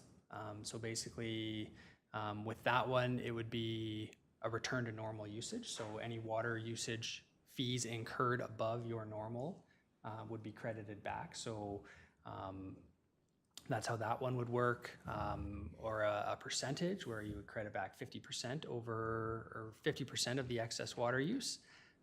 Or the other one on there is the elimination of wastewater fees if the leak discharged to the environment. So if it didn't go down the sewer, it's kind of a quick, easy win where you can say, okay, yeah, you had a leak in your backyard, or a leak that went into like a dirt basement where there was no drain. It didn't go into the sanitary system. It just discharged into the environment. We can waive your wastewater fees on your bill, which would be just over 50%. So those are kind of the pieces there. Again, it differs over different programs, different considerations. From a staff perspective, the recommendation would be to have a maximum that you're going to rebate back.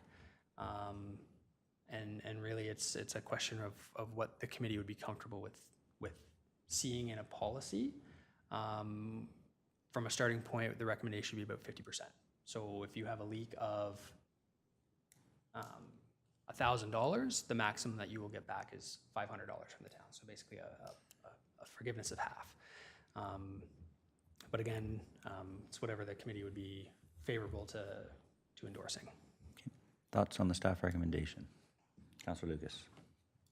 My initial thought is a combination of 3 of those. I like the 50% of the water fees. I like the ability that if it discharged onto the lawn, we can eliminate the wastewater fees. But I think there has to be a cap on that. So if it's 50% of the water fees to a maximum of $1,000, done. So that the onus is still on the customer, that they are still taking some responsibility. So we're not crediting them 100% of the water fees. We only credit 50% up to, and I'm good with that. Okay, Councilor Pridham? I'm agreeing with that. Okay. Further thoughts? Council's good with that? Can we skip to the next one, please? Yes. So the next one was kind of goes back to the program eligibility, and whether or not the program should require municipal compliance to be eligible. So what we mean by that is if you have a water or sewer account that's in arrears, we want to be giving you a credit when you could be $500, $600, $700 behind or 6, 7 months behind. We want to be rebating the credit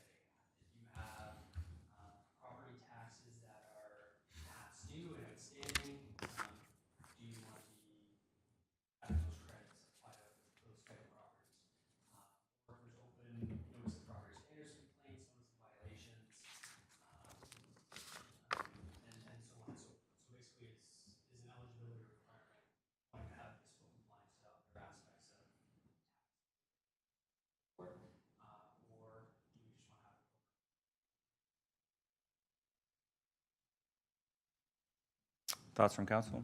Councilor Luna? Thank you, Worship. I think if you owe the town money, we're not going to give you money. Councilor Edney? Can those people ride the bus that we subsidize if they owe us money?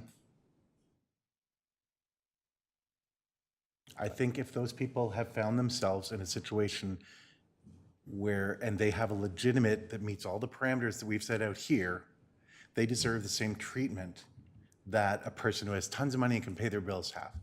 That's my point of view. So I don't think there should be parameters put around it. Okay. What else are we going to exclude them from? Councilor Pridham? I'm agreeing with that, that you don't kick somebody when they're down. They may have been a good and supportive taxpayer for a number of years, and they're now in arrears, or they've been late on a water bill, but they haven't been taken to challenge yet, so they're late. But yeah, I believe that they should have the same ability to qualify as anyone else would. Councilor Edney? It doesn't credit their debt. They're still responsible for their debt, what they've up to that point, but I feel there's just no need to penalize someone because they find themselves in a bad situation. Councilor Howard? Yeah, I would just say that was a refreshing flip in perspective. I think that I agree with Councilor Edney as well. Councilor Lucas? I could go either way on that. My only thought is, except for that very top point, all those other ones are a moot point if you're renting your property. So it becomes a non-issue if your landlord's not in good standing with your property taxes. It shouldn't affect a credit on my bill. So I think the only one that we can kind of discuss, given the fact that we're gonna allow that renting community in there, is my account in good standing.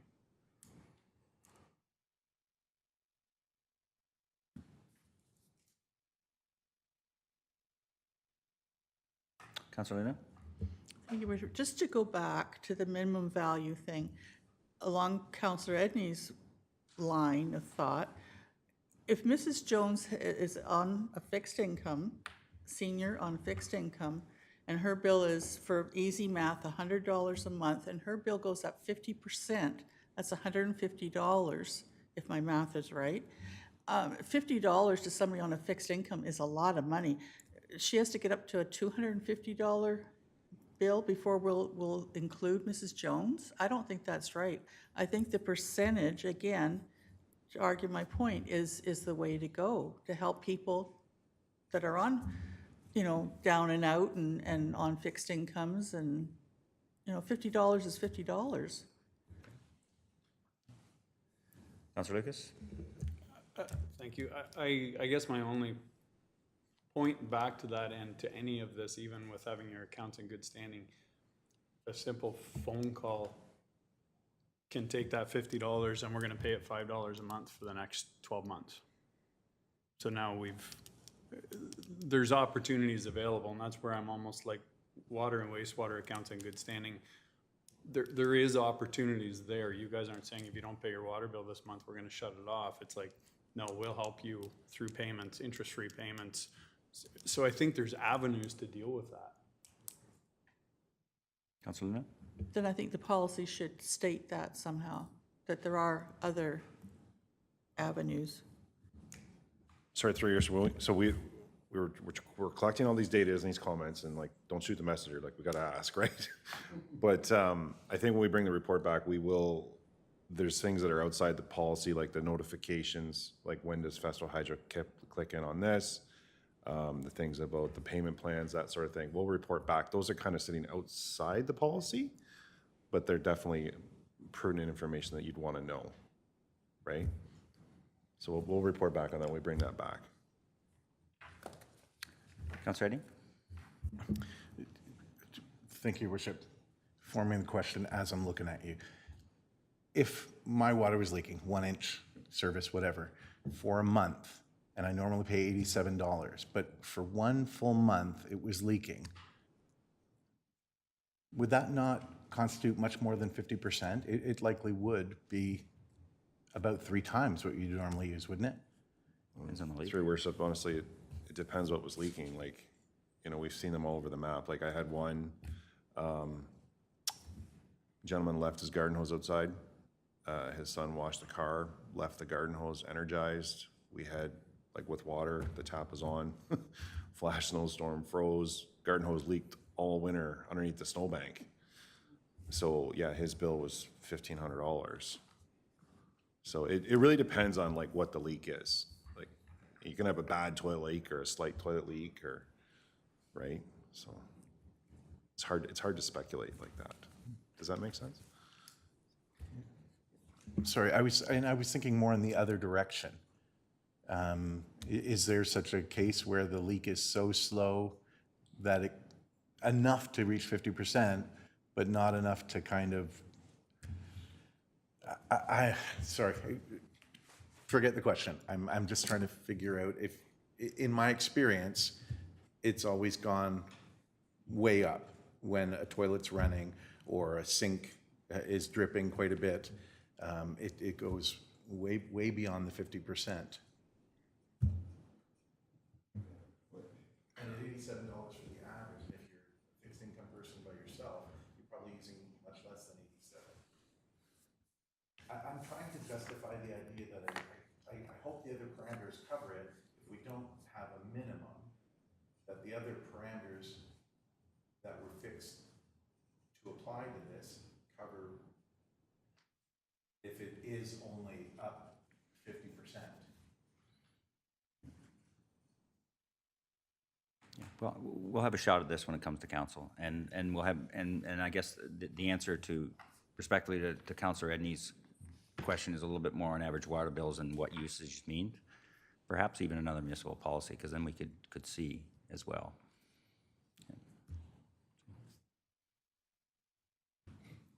Okay, is everyone okay with that? Have we given you enough direction, or are we? Yeah, so that's kind of the takeaways we were looking today. So we've made notes. What we'll do is we'll take this information back and bring a policy forward to council for consideration. At this timeline, we're looking probably in the fall, which will then dovetail nicely into fees for the budgeting and all that stuff as well. That's kind of the next steps on this one. Okay, thank you. So the suggested motion would be that PW 32-2025 policy development related to water leaks be received for discussion. Can someone move that motion, please? Councillor Luna, is there a seconder? Councillor Lucas. Any further discussion? Seeing none, I'll call the question. All those in favor? Motion's carried. And finally, I'll seek a motion that this meeting of Strategic Priorities Committee be adjourned at 11:51 a.m. Someone to move that motion? Councillor Craigmile, seconded Councillor Luna. All in favor? Motion's carried. Okay, if we can just take a couple minutes here and we'll jump into the council meeting. We have